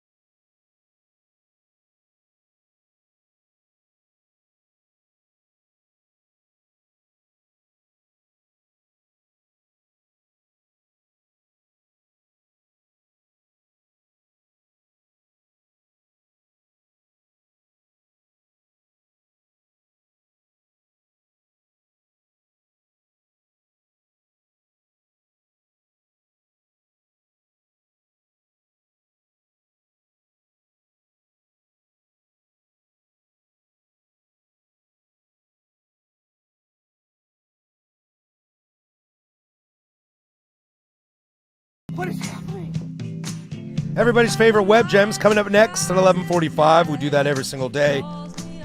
The announcements of new ballpark food. I know that gets everybody going. It's too bad Danny's not here today. I'd be curious what he thinks about this. I find this, spoiler alert, I think this is kind of disgusting. But I'm sure someone will buy it, so we'll get to that at 11:45. Also in the big nooner, we'll talk a little bit about baseball as a whole and how World Baseball Classic will affect it. Plus, it's a 10 toes down Thursday. We do that at 12:15. Our answers to your questions unequivocally. No wishy-washy. No messing around. Putting it firmly down. And then closing arguments today. Look, we're trying to find gifts for the Italians for that wonderful present they left the United States last night. You're welcome, USA. But let's stick around in some college football, some really fun stuff. I love this early season stuff. I kind of mentioned this yesterday. I am starting to really, really creep into the college football world.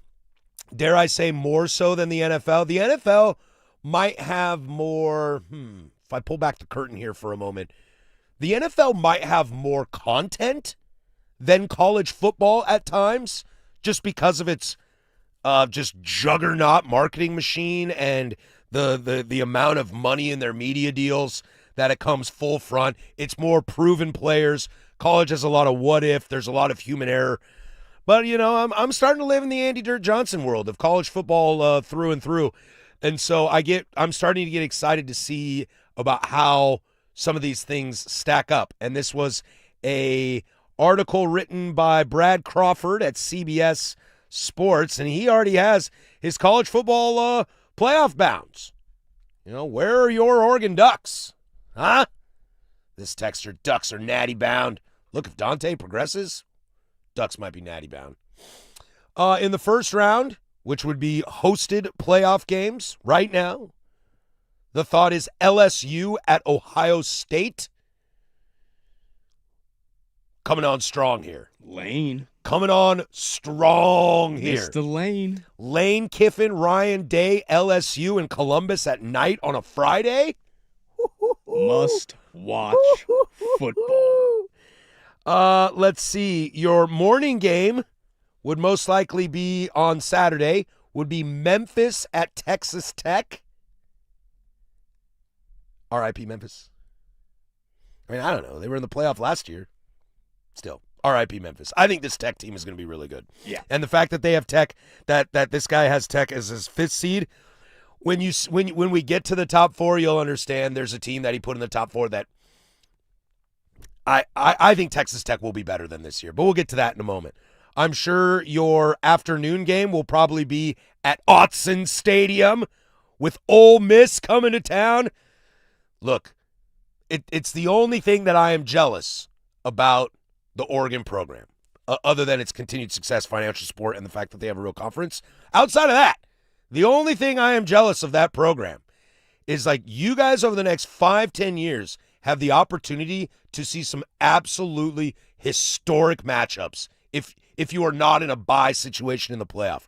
Hosting Ole Miss, if Trinidad Chambliss comes back this year, that's a wild game. That is must-see TV. I know last year it felt a little like down on yourself because it was James Madison, but there was a while that there was talk of Notre Dame coming to you, Alabama coming to you. Like, stop. What if Ole Miss seeds higher than LSU? Then you get Lane in Autzen? Like, that's the stupidest stuff I've ever heard in my life. What scenario would you be able to get LSU Ole Miss? I think it would be tough. I think they would try to spread that out. But I don't know. This try year, to make that this year would be good. LSU would have to probably beat Georgia. Somehow finish higher than Georgia. Because your night game, and maybe Autzen's the night game. Oregon might be the night game.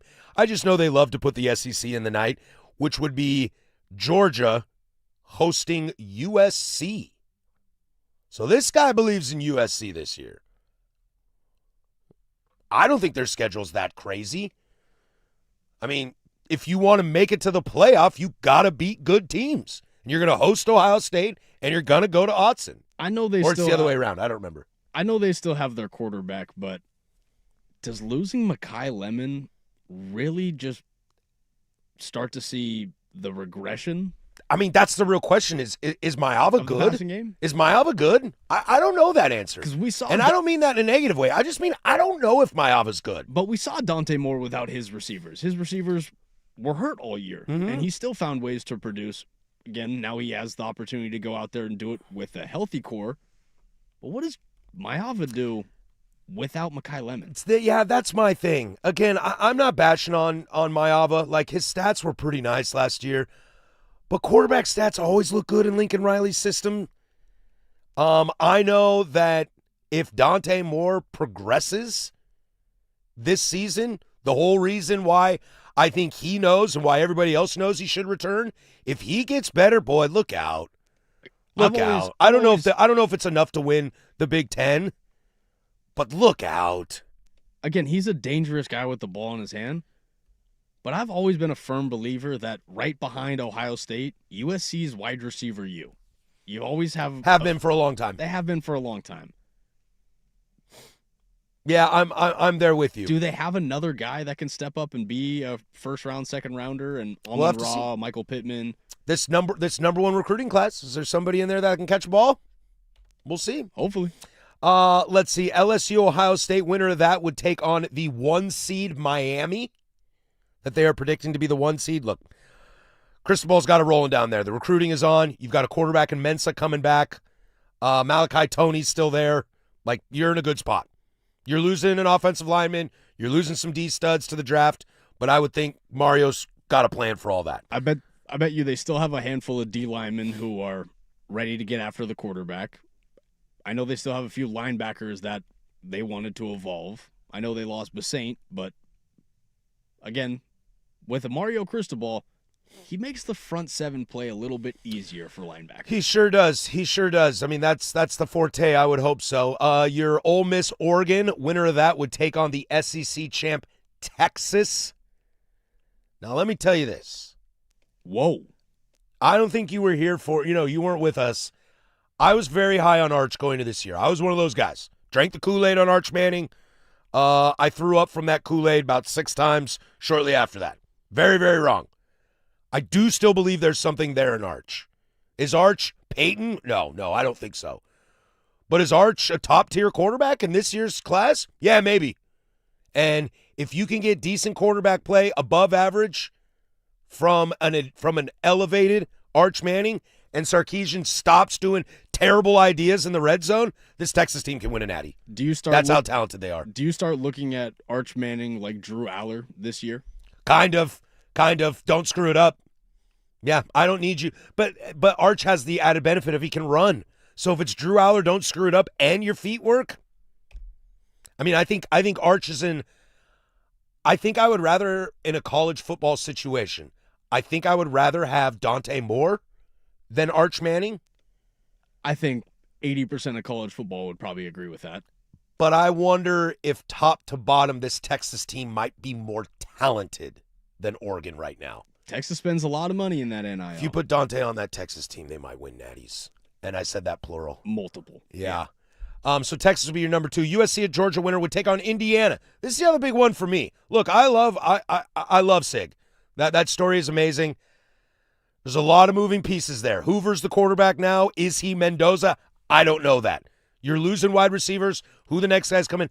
I don't know. Indiana's easily the most fascinating team for me to watch this year. Easily. How does this train keep rolling? Are they any good? And then your number 4 team, winner Memphis, Texas Tech, would beat Notre Dame. If Notre Dame's favored in all 12 of their games and they win out, they will be a top 4 seed. They'll never get higher than 4 because they don't play in a conference, but they'll get a bye. Especially with how much bitching and moaning and screaming and kicking they did last year for a team that I don't think they deserve to get in, and that's why they didn't get it. But I think that if that's the scenario, then they have to be outright a top 5 team. Have to be. But I think they'll start preseason top 5, I think. Yeah. But if you don't screw it up, you'll never fall. But that's because of the schedule. Agreed. Especially with all that just bitching and moaning. Did you ever get tired of that? Did they ever get tired of that? I'd be embarrassed. That's why, I'm kind of happy with how Wazoo's dealt with this in comparison to Oregon State. So we're just like, okay. Like on this way too early college football bowl projections, They pick every single bowl. There's no Cougs in there. On the fan text line, UW going to crush Wazoo. Come on, Harris. Any beeves? There is no issue at our QB spot. We'll be just fine. The Cougs will not beat Washington. I don't know. Maybe. What'd you say? I said any beeves on the bowl list? No. Keep swinging. Have we seen Oregon State's schedule? I know I've looked at this, but I can't remember now. At Houston, probably a loss. Hosting Texas Tech, probably a loss. Montana, we'll see. UTEP, we'll see. Colorado State, no thanks. San Diego State, no thanks. Was that the Grizz or the Bobcats, Montana? It's the Grizz. I like that. Yeah, I like that. 1 and 2 start the year. Colorado State, pass. San Diego State, pass. 3 and 2. Wazoo, pass. 4 and 2. No. Switch those. Sorry. I don't know. Wazoo went 1-1 against them last year, so what the hell do I know? It's a toss-up. Fresno State, Texas State, at Boise State, Utah. I don't know. Maybe you can win 6 games here. That'd be cool. I'd love to see it. I would be if we can get to 8 games, I'd be more than happy with that season. Yeah. I mean, if Jamarcus Shepard just comes in and rah-rahs the hell out of that team, that counts for a win or two. All of a sudden, we have a 300-yard passing quarterback? Yeah. I would love that. That'd be amazing. Look, remember, I root for you guys. I'm pro Beaver here. That's why I'm against Scott Barnes, just like you guys. That's why we love our boys up in Pullman. When we come back, we'll get into a Web Gems, everybody's favorite on a Thursday here, 105.1 The Fan.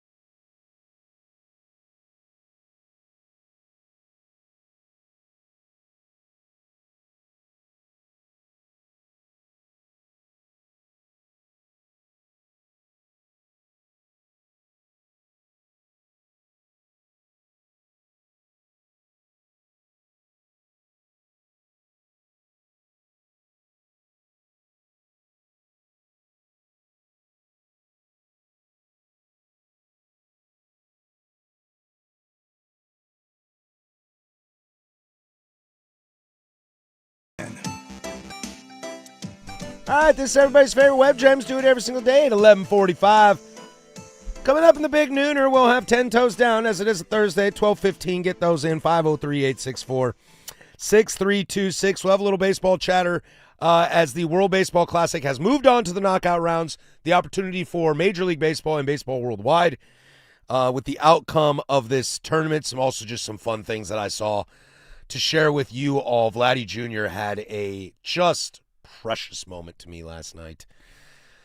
And 10 Toes Down. Closing arguments, we will settle this and figure out what we should give the Italians for the present they left us last night in the World Baseball Classic. You're welcome, USA.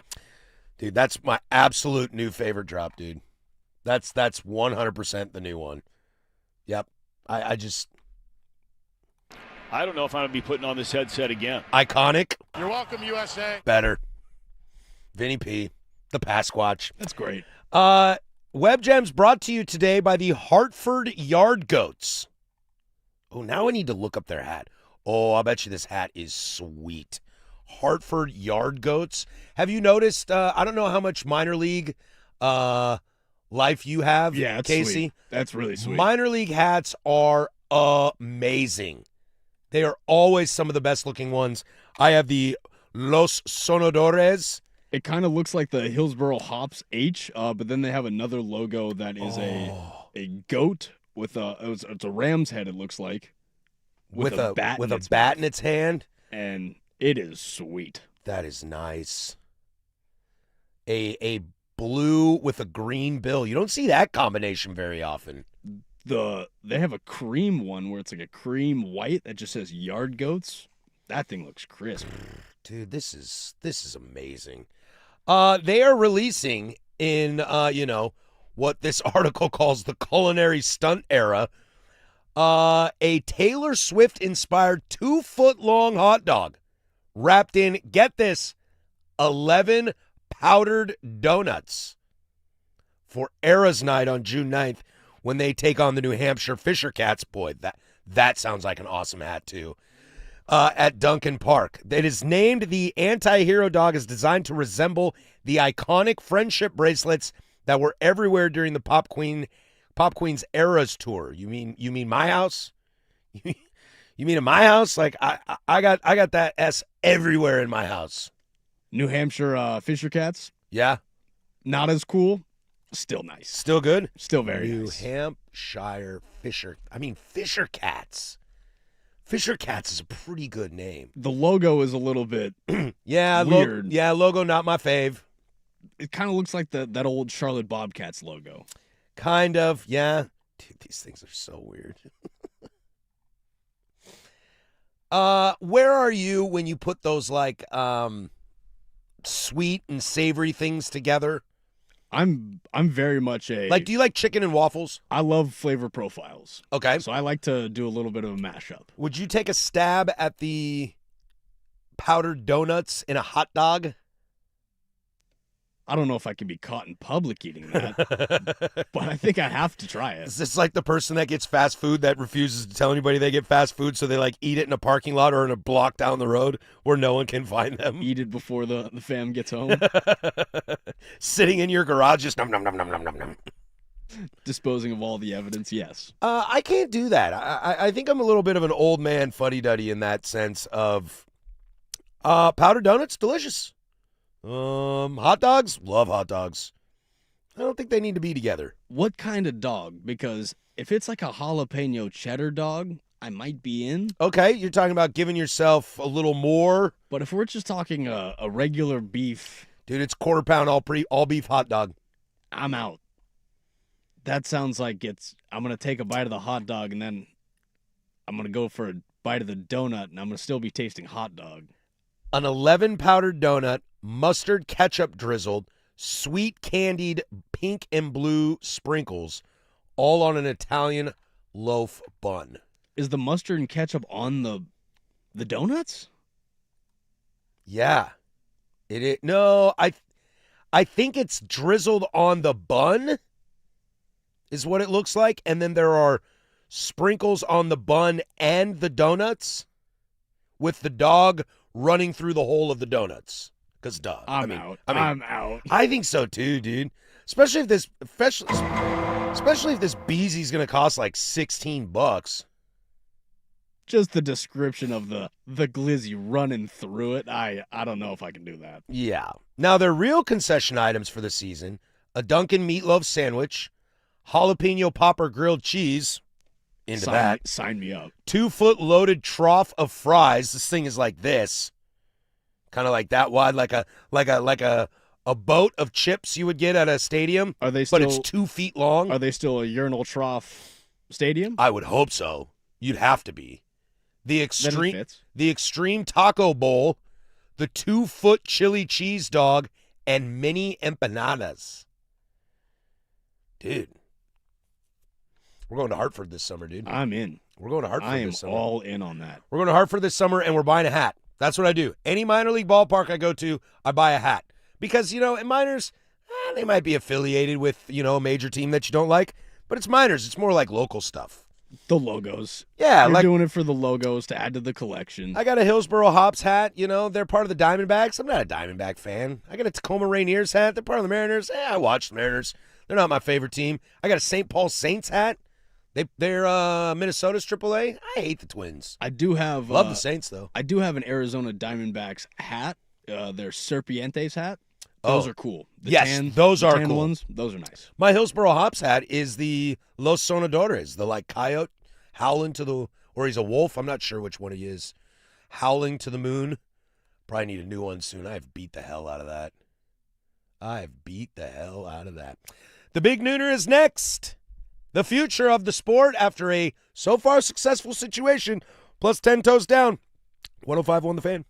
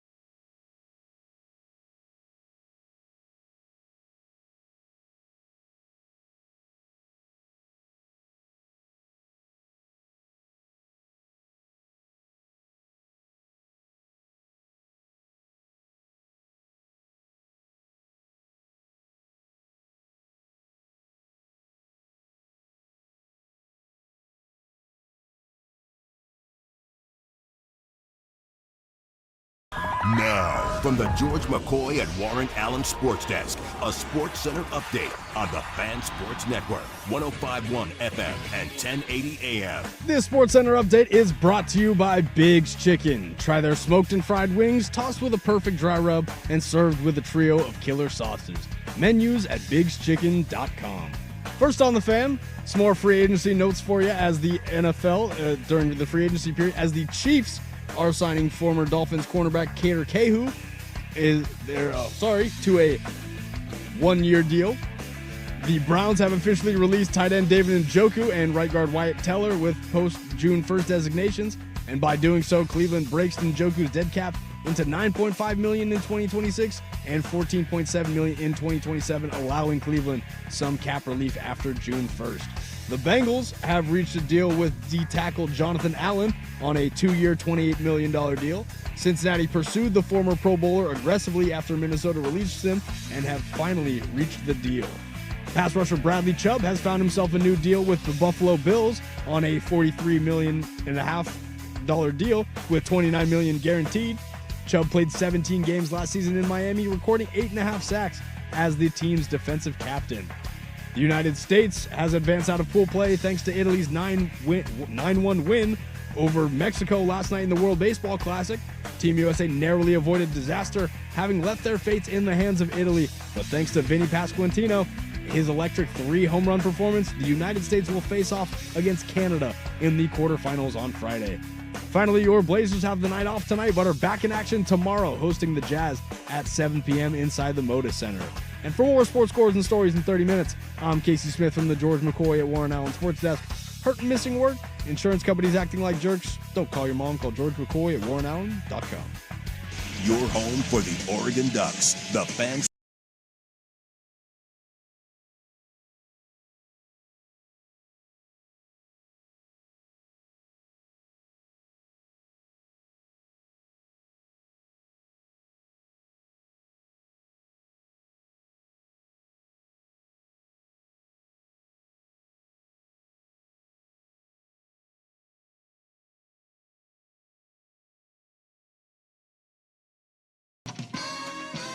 Two down, one to go here. The firm of Harris and Meringue. We do this bad boy every single Monday through Friday, 10 a.m. to 1 p.m. Thank you for being a part of our day.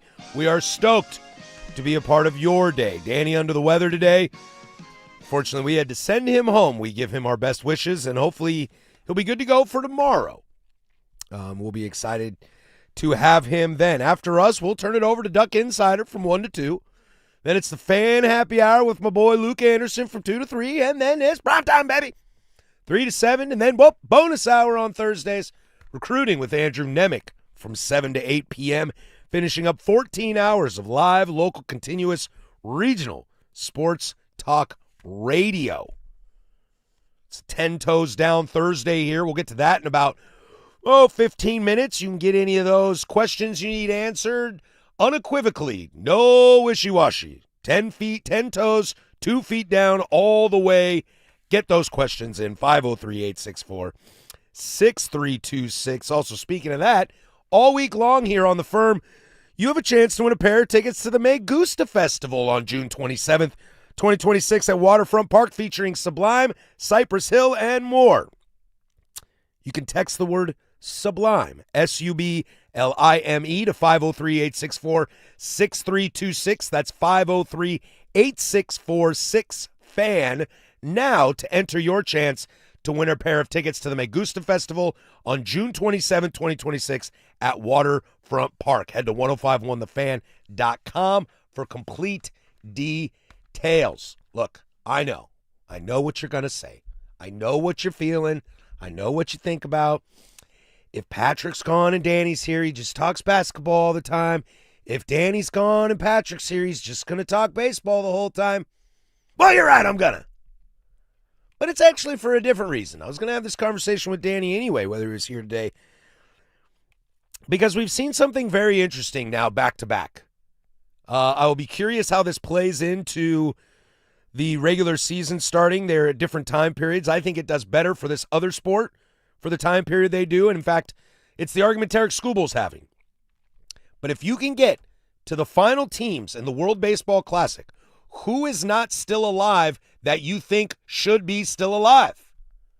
Okay, I can make an argument for maybe Australia. They were a little fun to watch. I can make the argument for the Cubans, always the unknown Cuban team. They were a little fun to watch. But I present to you South Korea and the Dominican Republic. I present to you Japan versus Venezuela. I present to you America versus Canada. And then I present to you Puerto Rico, the host nation, versus the little engine that could, the Italians. This is a situation in which what we signed up for. You've got the studs at the top. You've got an upstart surprising team. You've got a local fight. You are worldwide, Craig. This is exactly what baseball needs going into the season, to make sure they have the opportunity to put all of their superstars on display right before the season starts. Now, I will argue hockey does this in a better way when it comes to the Olympics because it's in the middle of the season, and that allows you to jump right into, dare I say, damn near playoff caliber fights every night, no pun intended. I would prefer that. I think baseball would struggle in taking 3-4 weeks off in the summer. I think it would kind of hurt it. Plus, the only way I think you can do it is if you played less games because nobody wants to play the World Series in mid-November.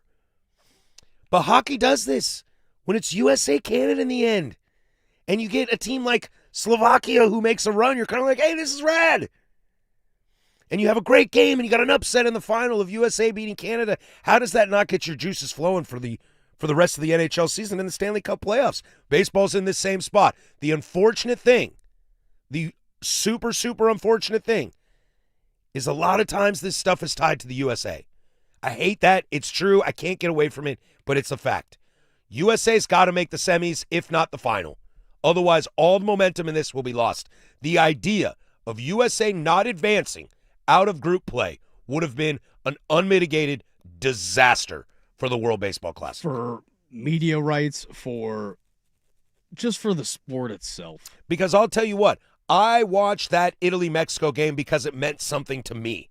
You know what the better game was last night? The Dominican and the Venezuela. Yep. And they didn't have anything to play for. They were both advancing. You could argue winner dodges Japan. I think that's a fair prize for winning that game. But those guys went at each other, you know? That's a lot of Island Boys style yelling at each other. I know Venezuela's not an island, but that's a lot of those guys, that huge personality fighting at each other. I watched Vladdy Guerrero hit a home run last night, and he came into the dugout, and he looked the camera in the eye and threw up the little heart sign and said, "Hi, Mom." Vladdy Guerrero Jr. Hi, Mom. I love that. Like he doesn't hit a bunch of home runs right? all the time. Right? But he hit one in this, and he's like, "Mama, are you watching?" Because it just means that much more. It just means that much more. And that's why I think it's important for America to continue in this. And as we talked about in the first segment, have a little more juice. Have a little more pizzazz. Have Bryce yelling at somebody, okay? Have Logan Skeens up, down, and Bobby Witt when he makes a web gem play out there. Like, give people a reason to like you. Otherwise, kind of like in world politics, they're just going to root against you. Again, give me some antics. Like, I want to see Cal Raleigh or Will Smith throw someone out and then holster, just throw up a holster. Like, something. And Little stuff. And I think Cal tried to do that in the Randy situation. I don't think those guys dislike each other. I think Randy tried to play in the bit too, which is why he cussed him out in Spanish in Spanish and Cuban slang, you know, just to like try to build something. And I think Cal tried that. But sometimes the American PR machine is like, whoa, calm down. And that's why you have a guy as Aaron Judge as a captain. Whoa, guys, we're supposed to be here. Chill out. Let's not get into antics. Yeah, I'm pretty sick of the "we're supposed to be here" mentality. I don't know if you're supposed to be here, amigo. I think you're kind of lucky you're here right now. I think you should be very lucky. And as I said yesterday, it really started to piss me off when people were kind of saying, oh, like Americans, my friends, people at this station, kind of saying, you know, I kind of hope they don't make it. Good for them. They deserve that. It's like, no, dude, that's our team. But to their credit, they did deserve to go out. They did. Playing with your food, acting all high and mighty, the modern American standard of what people outside of this country think of us. Like, yeah, I still am never going to root against you. Don't be lazy and complacent. And you have the opportunity, like everyone is showing you, like the Japanese are cool, calm, collected, and they've got it. Like, they're showing flair. The Koreans are a ton of fun to watch. Obviously, the Puerto Ricans. The Dominican, again, they're all flair. Yeah.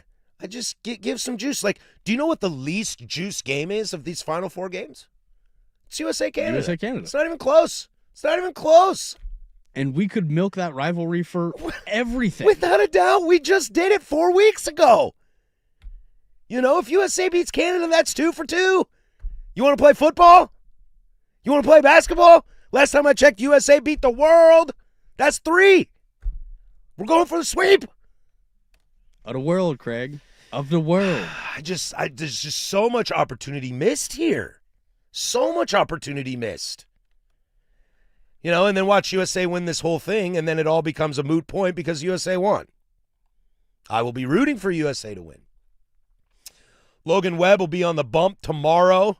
Opposite, who's Canada throwing? I thought I heard it this morning. I don't believe they have posted. They have not posted. Okay. Do we have any other pitching matchups posted? Because that's the real deal, too. Like, who's throwing for Korea? Undecided against Christopher Sanchez for the Dominican. Okay, all right.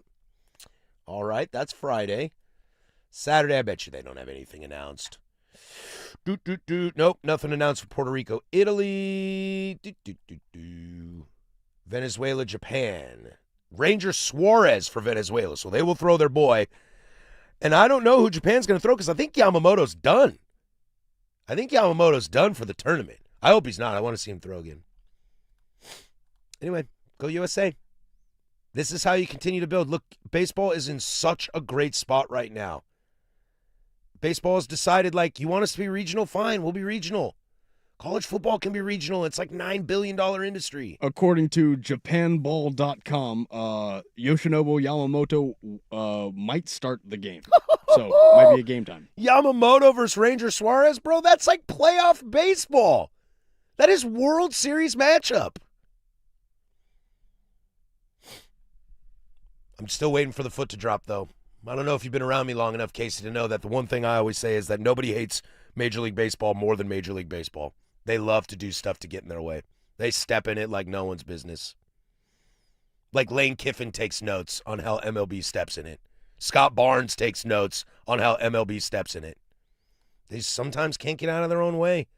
And if you're seeing now, if you just let games happen, let stars be stars, you get extra innings, Game 7, Toronto, LA, one of the top 5 World Series I've ever watched in my lifetime. This World Baseball Classic, look, I'll take USA to beat Canada. I will take Italy to beat Puerto Rico. I will take Japan to beat Venezuela. And I will take the Dominican to beat South Korea. So now my Final Four is the United States, Japan, and the DR. Probably the 3 best teams. And the surprise story, the Italians. Come on, baby. Who do you think has the lowest scoring game of these first matches? Venezuela, Japan. That's what I'm thinking. If it's Ranger Suarez and Yamamoto, yep, that. That's why I think that one's going to come down to a Murakami bomb, a Ronald Acuna double into the gap. Or someone makes a bad pitch to Shohei in the 8th and it's over. Yep. Yeah, I agree. Yeah, an Acuna double down the line with somebody on first. With runners on. Yeah. Oh. Again, because when Acuna See, starts you're running feeling those it now. bases, You're feeling it now, Casey. That's what I'm saying. Feeling it. Like, who's the guy for the Dominican that hits the bomb to beat South Korea? Is it O'Neal? Is it Julio? Is it Manny? Is it Tatis? Is it Vladdy? I don't know. Is it some guy named Juan Soto? Like, I don't know. Top flight security of the world, Craig. That's what I'm saying. Coming up next, 10 Toes Down, 503-864-6326. Casey and I will handle your questions and give you unequivocal answers.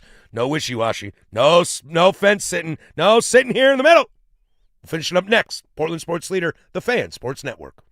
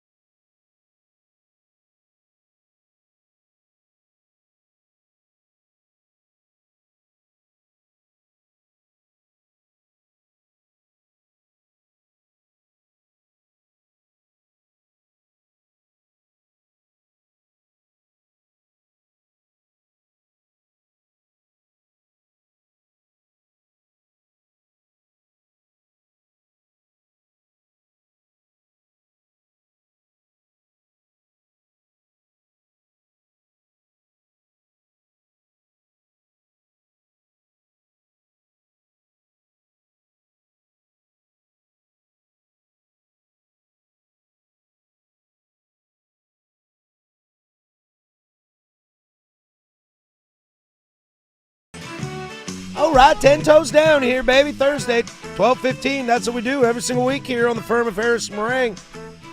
I might have a little bit of room for you.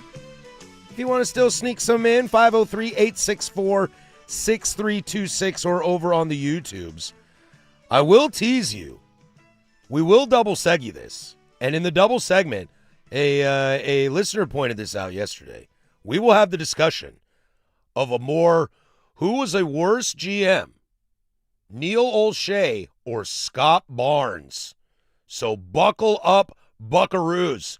We might even tomorrow in closing arguments, if Meringue is back tomorrow, we'll have to let him get in on this. Dusty's looking at me like, oh, God, like we're changing diapers again. So we'll get to that in the next. So we'll hang out for that. So stick around for that.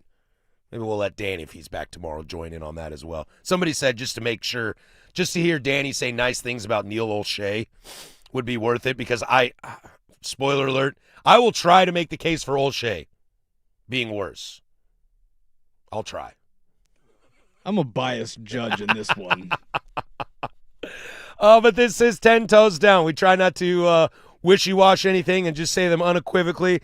Casey Smith, you will take the place of Danny Meringue today, so let's get into some of these. 10 toes down. This is based off of Miami of Ohio going down in their conference championship.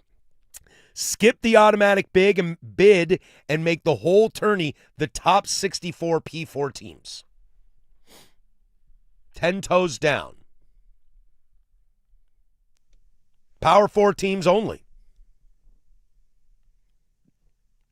The March is built on Cinderella stories, though. I agree 100%. I am a fat no on this. Skipping the automatic bid and making the whole tourney the top 64 Power 4 teams, no. That's a hard 10 toes no. Because you're going to kick out the Creightons, the Gonzagas of the world. Like, that ain't cool. Now, if you all want to decide that, like KenPom or BPI or something like that, if you all want to agree on a metric and just go the top 64 and go 1 versus 64, 2 versus 63, etc., and build the tournament that way, I'm cool with that. I got no problem with that. Because you do run into these situations. I don't know if Miami of Ohio is going to get in. But if they get in, they're going to screw somebody out. But my argument the other day was, who are they really screwing over? Danny yelled about this the other day. Like, North Carolina bitched and moaned to get in the tournament last year. They did, and they got whooped. So, an average P4 team versus an up-and-coming G5, G6 team, mid-major? Again, you're going to throw a one-loss team against a team that probably has 17 to 20 losses. Right. Why not? Put Miami in. What do I care? So it keeps out Auburn? Auburn's not very good this year. You know, Johnny Broome ain't walking through that door. Bruce Pearl ain't even walking through that door. I don't know. The argument of the mid-major, and I feel that way in the same in college football. Like the argument that, you know, I know this year was weird and Memphis and James Madison get in. I very, very seldom will two get in. But the concept of, like, don't let James Madison in and Notre Dame should get in, I'm out on that. And 100% in basketball, I think it means more for having players on a roster. Again, I think so, too. The roster sizes are much smaller, so you're going to have 10 guys, and of those 10 guys, probably 2 of them are going to be your 20-point scorers. Again, where are our Dame Lillards, our C.J. McCollums? Totally.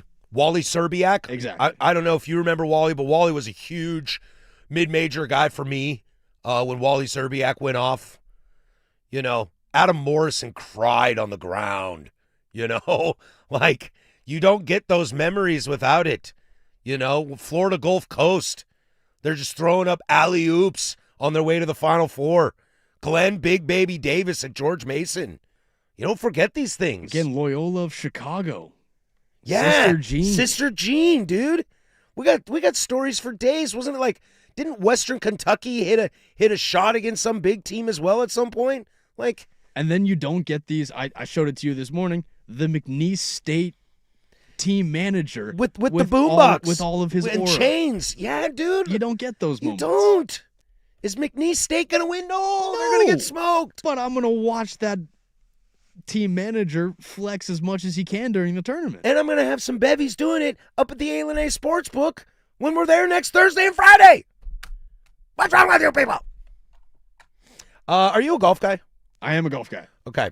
Quick update. Round 1 of the leaderboard of the Players' Championship. Maverick McNeely, is in first with a 5-stroke lead. With 5 under, a 1-stroke lead over a group of people at -4. Some names you'll know: Justin Thomas -4, Tony Finau -3, Ludwig Aberg, who's my guy, -3, Tommy Fleetwood -3, Victor Hovland -3. Where's Scotty at? Scotty, I think, finished even. If he's finished even. If he's within 8 strokes on day 4, look out. You know where your money's going. 10 toes down, Casey. If we call the Players' Championship the 5th major, make it the 5th major. It's like everybody calls it a grand slam, but no, that's a 4 RBI home run. Right? What is stopping us from calling this the 5th major? Is it because the Masters have to be first? Is that the only problem? Then move the Players. Schedule. Then move the schedule. I it can't be that hard, right? This guy here is dead. Cross him off then. Exactly. Just move it around. You know, some people call it the 5th major. It's like you listen to national pundits, whether it's TV or radio or something. Some people call it the 5th major. No, dude, we all do. Like you just did. But you use this caveat because you're afraid, like what? That you're not going to get your press pass at Augusta? Oh, sorry, bud. I need Stephen A. Smith's hot take on this. Calling it the 5th major, might as well make it the 5th major. All right, let's put this on hold. Let's do one more real quick. Let's see here. The wife and I are looking for a non-traditional vacation spot next summer, and we have 5 finalists: Armenia, Croatia, Finland, Morocco, or Guam. Which one would you choose? Probably not the military base, as we're in war. Yeah, where's the military base? Armenia? Is Guam not still a military base? Oh, I don't know. Although Guam is your island destination. Hard to say no to islands. During wartime, this is where I feel like I need Danny here to back me up on this. I feel like islands during wartime and just small territories, probably the most unsafe. What about Croatia? You get Prague in Croatia, but it's next to Russia and Ukraine. But not involved. It's the Paris of the East. I'd probably take Croatia or Finland. Without a doubt. The answer is Croatia to me. 10 toes down. You have Prague, the Paris of the East. My wife has been to Prague. Everybody I've ever met in my life that's been to Croatia say it's absolutely amazing. Number 2 for me would be Morocco, Northern Africa. I'd really like to check that out. Their soccer team is my sneaky dark horse this year to go on a run in the World Cup. That's like one of my sneaky dark horse foods. Oh, Moroccan food? Yeah. I think Northern Africa would be really fun to go to. My parents went to Egypt when I was younger, and they really, really loved it. God, now I want jollof rice. It's always food with us, man. It's always food with us. It always comes back. Always food with us. We'll keep going on this 10 toes down. We'll ask the question, who you got, Scott Barnes or Neil O'Shea? We'll do all that. Next, there's Casey with sports. Now, from the George McCoy and Warren Allen Sports Desk, a Sports Center update on the Fan Sports Network, 105.1 FM and 1080 AM. First on the Fan, some NFL free agency notes for you as the Seahawks are re-signing D-tackle Brandon Peely to a 1-year, $2 million deal. Peely started just 1 game for the Seahawks, elevating him to the 53-man roster for 3 games this season from the practice squad. The Commanders are signing former Buccaneers running back Rachaad White on a 1-year deal that will reunite him with his college quarterback Jaden Daniels. And the Bengals have reached an agreement with defensive tackle Jonathan Allen on a 2-year, $28 million deal. Pass rusher Bradley Chubb has found himself a new deal on a 3-year, $43.5 million deal with $29 million guaranteed with the Buffalo Bills. Chubb played just 17 games last season in Miami, recording 8.5 sacks as the team's defensive captain. The United States has advanced out of pool play thanks to Italy's 9-1 victory over Mexico last night in the World Baseball Classic. Big thanks to Vinny Pasquantino and his electric 3-home-run performance, keeping the hope alive for the Stars and Stripes. The United States will face Canada in the quarterfinals on Friday, as Logan Webb is set to get the start. And your Blazers have the night off, but are back in action tomorrow, hosting the Jazz at 7 p.m. inside the Moda Center. And for more sports scores and stories in 30 minutes, I'm Casey Smith from the George McCoy at Warren Allen Sports Desk. Hurt and missing word? Insurance companies acting like jerks? Don't call your mom. Call George McCoy at warrenallen.com. Recruiting with Andrew Nemec, Thursday evenings at 7.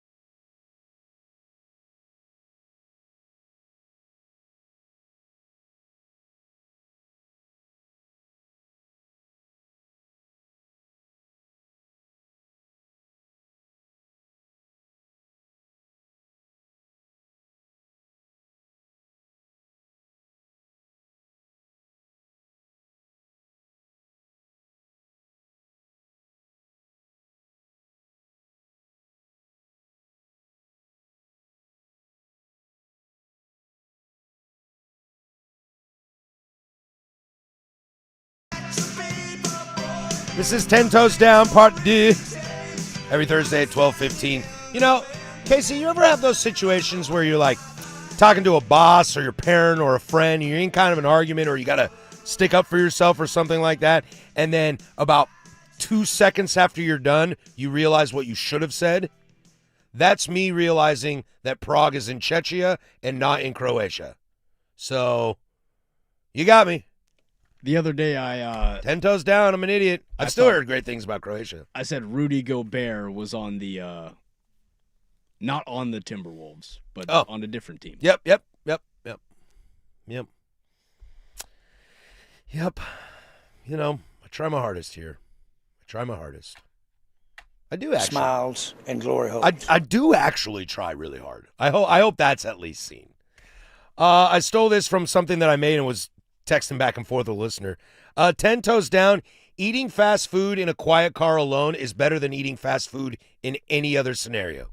Yes? No? I think it depends on the fast food. But it's pretty hard to beat. As someone who doesn't eat a ton of fast food, I'm already tubby enough. I think the only way I could truly enjoy fast food is in a quiet car alone. That I don't feel rushed. So I can just gluttonous in peace. Yeah, I think you're right. When did fast food get such a bad rap? You know, like who cares if somebody eats fast food?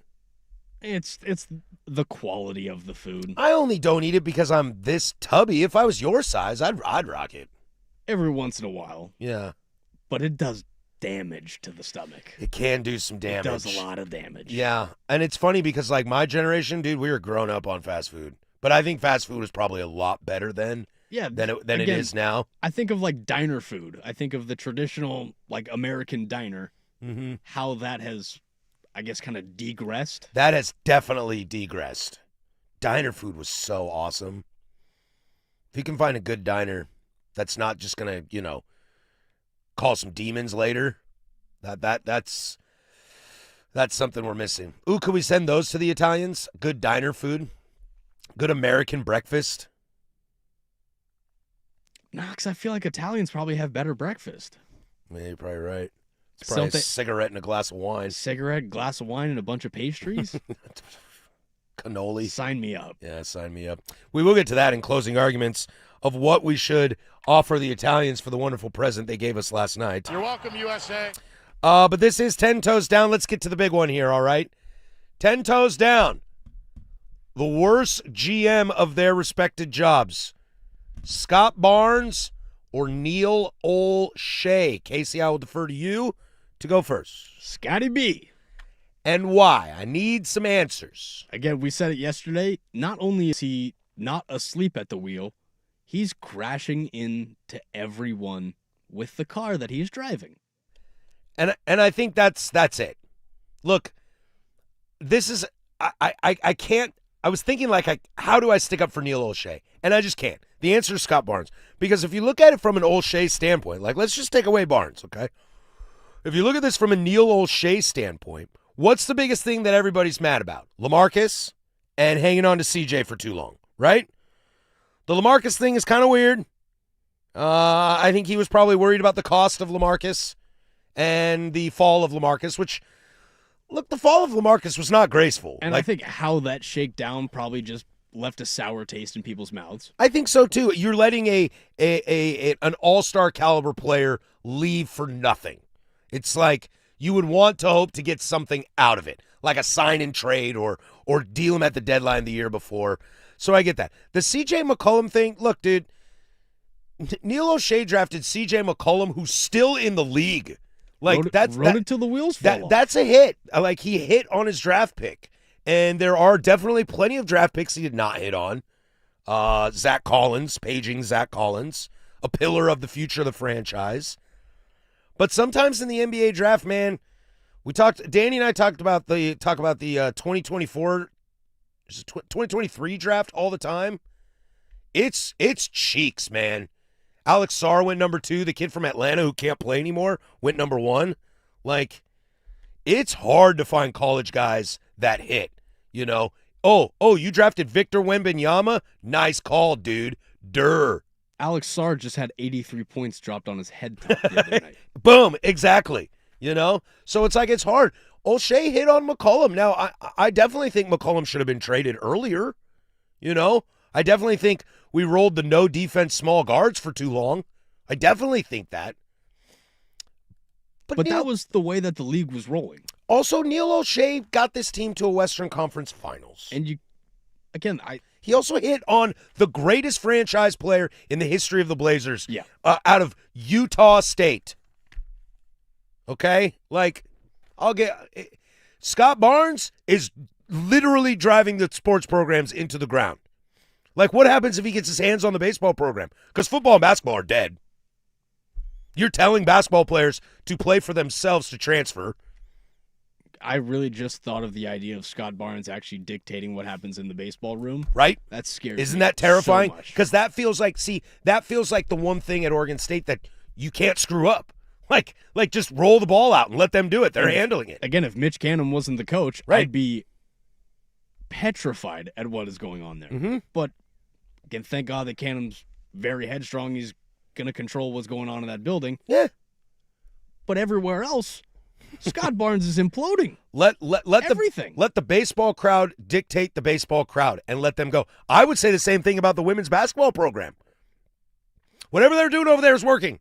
And don't touch it. And the wrestling and is it ballet? I don't think Oregon State has competitive ballet. Gymnastics. That's Grizzly Adams did have a beard. He did, yeah. See, you can see how I thought it. Ballet. Similar outfits. I like the idea of collegiate ballet. How do you score ballet versus somebody else? I guess you could. They basically do it on ice skates in the Olympics. Floor routine, yeah. Give them a ribbon. My sister did ballet for a while as a kid, and I used to have to go to all her rehearsals, practices, training, whatever I don't know what they call them. And there was a couple times you might catch Patrick in the back room, nobody paying attention, trying to do some ballet moves. Sashay away. Dude, it's hard. That stuff's hard. I've seen girls with bloody feet and toes afterwards, cramming them in them tiny, tiny shoes and then trying to stand on them. Brutal. It's a very elegant thing. Like the ballet. Yeah, it's gymnastics. I should have known that. She is an Olympic gymnast. That's pretty rad. That's pretty cool. Yeah, Jade Carey. Zach Collins taken ahead of Bam Adebayo. Yeah, I know. Blazers took CJ ahead of Giannis. I know. But nobody knew if Giannis was going to be good, so I don't want to listen to that one. Giannis was also 6'7" or 6'9". And I said Utah State, and I said Utah State, and I meant Weber State. My bad. I'm off today. I just think that Neil O'Shea hit more times than Scott Barnes has hit.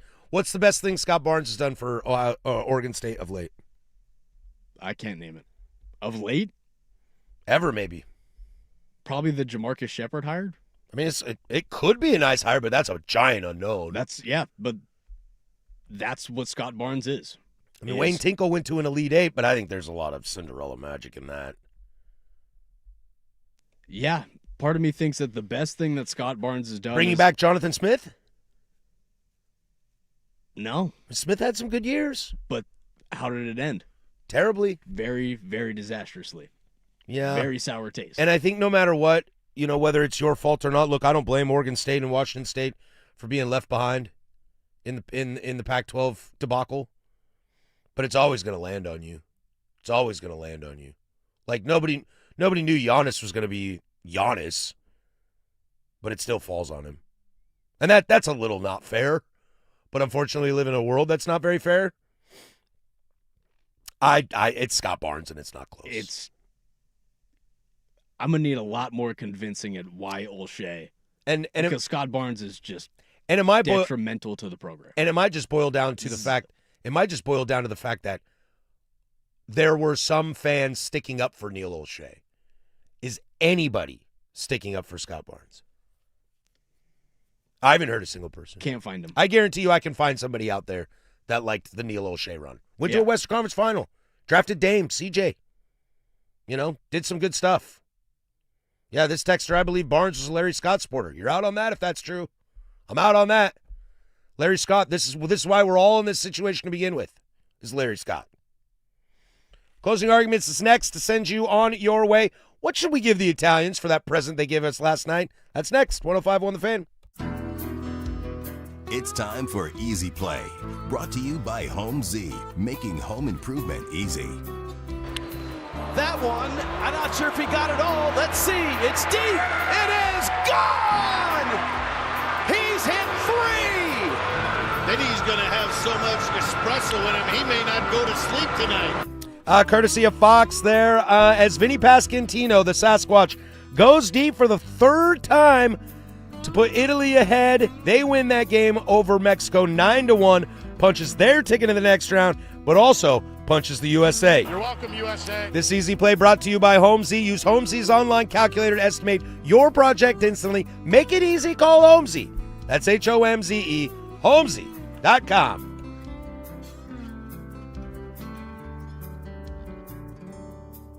We just finished.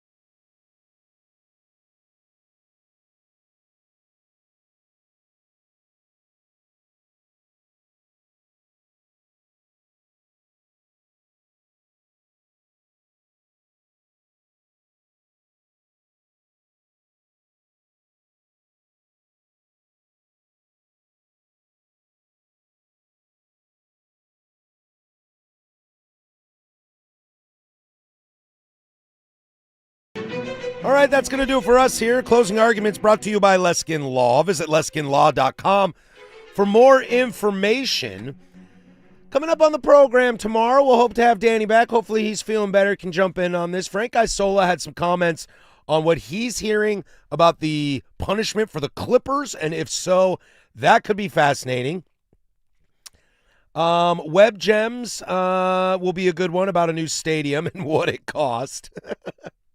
Blazers are back in action, and is the NFL going to add one more game?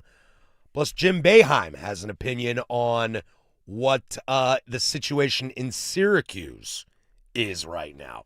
So a lot to get to tomorrow. Like I said, hopefully Danny's healthy and ready to go tomorrow. We'll have him back. If not, me and Case will just hold it down. There's nothing wrong with that, right? I'm here for it.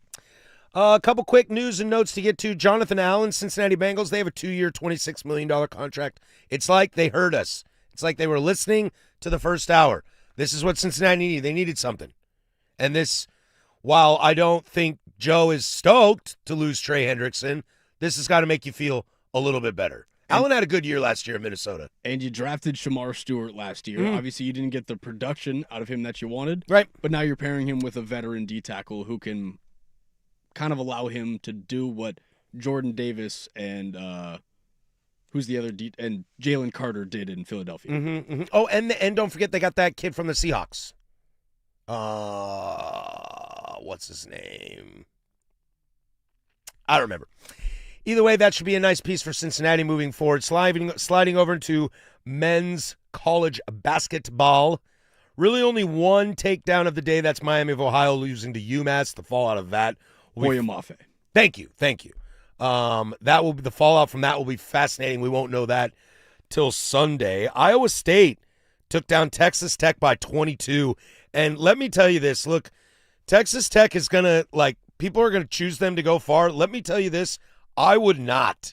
JT Toppin tore his ACL. He was their offense. They're going to struggle to score baskets. They might win their first-round game, depending on what seeding they get and what their matchup is, but be very, very, very weary of Texas Tech. You think they're going to struggle to get to the rack a lot? I do. When you have space creators like a Toppin. JT was just so good for them, and the second he went down, it was a big uh-oh. You've got some good games in action tonight. North Carolina, Clemson, Kansas, TCU, UConn, Xavier. The big one that I'll be watching is Houston and BYU. I will always watch A.J. DeBonsa, and Houston's got one of the best defenses in the nation. And real quick, before we get into this Italian thing, Arizona's up 35-8 over UCF. Look, there is no more middle ground of basketball. It is you are good or you are bad. That's where we are this year. The Duck game, okay? Arizona State yesterday, okay? These gaps are huge because the talent is now huge. I don't know if that's good or bad. It's a conversation for another day, maybe. An 8th-ranked UCF team, and you don't want to give a Miami of Ohio a shot? I suppose you're right. I would. I would give him a shot just for that. Some thoughts on what we should give Italy for handing that present to America last night? You're welcome, USA. I love this idea. Send them pizza. I think that's the America makes better pizzas than Italy conversation. We're getting a lot of conversations, a lot of suggestions of the sticky icky, of the stickiest of ickiest. Would you send them Northern Lights, train wreck, Girl Scout cookies? What kind of strain would you send the Italians? Something to sit them down for a few days. Make those stairs seem a lot longer to walk. There's the thought of cocaine and hookers, of course. Of course, everybody, that's the universally loved present, right? Let's see. Jake out there who runs our social medias, he suggested giving Italy Iran spot in the World Cup. Now, I don't really want to talk about politics. Iran qualified. Italy, they have to play Northern Ireland. They're still in qualification. They didn't get an automatic bid. I think that would be a nice gesture.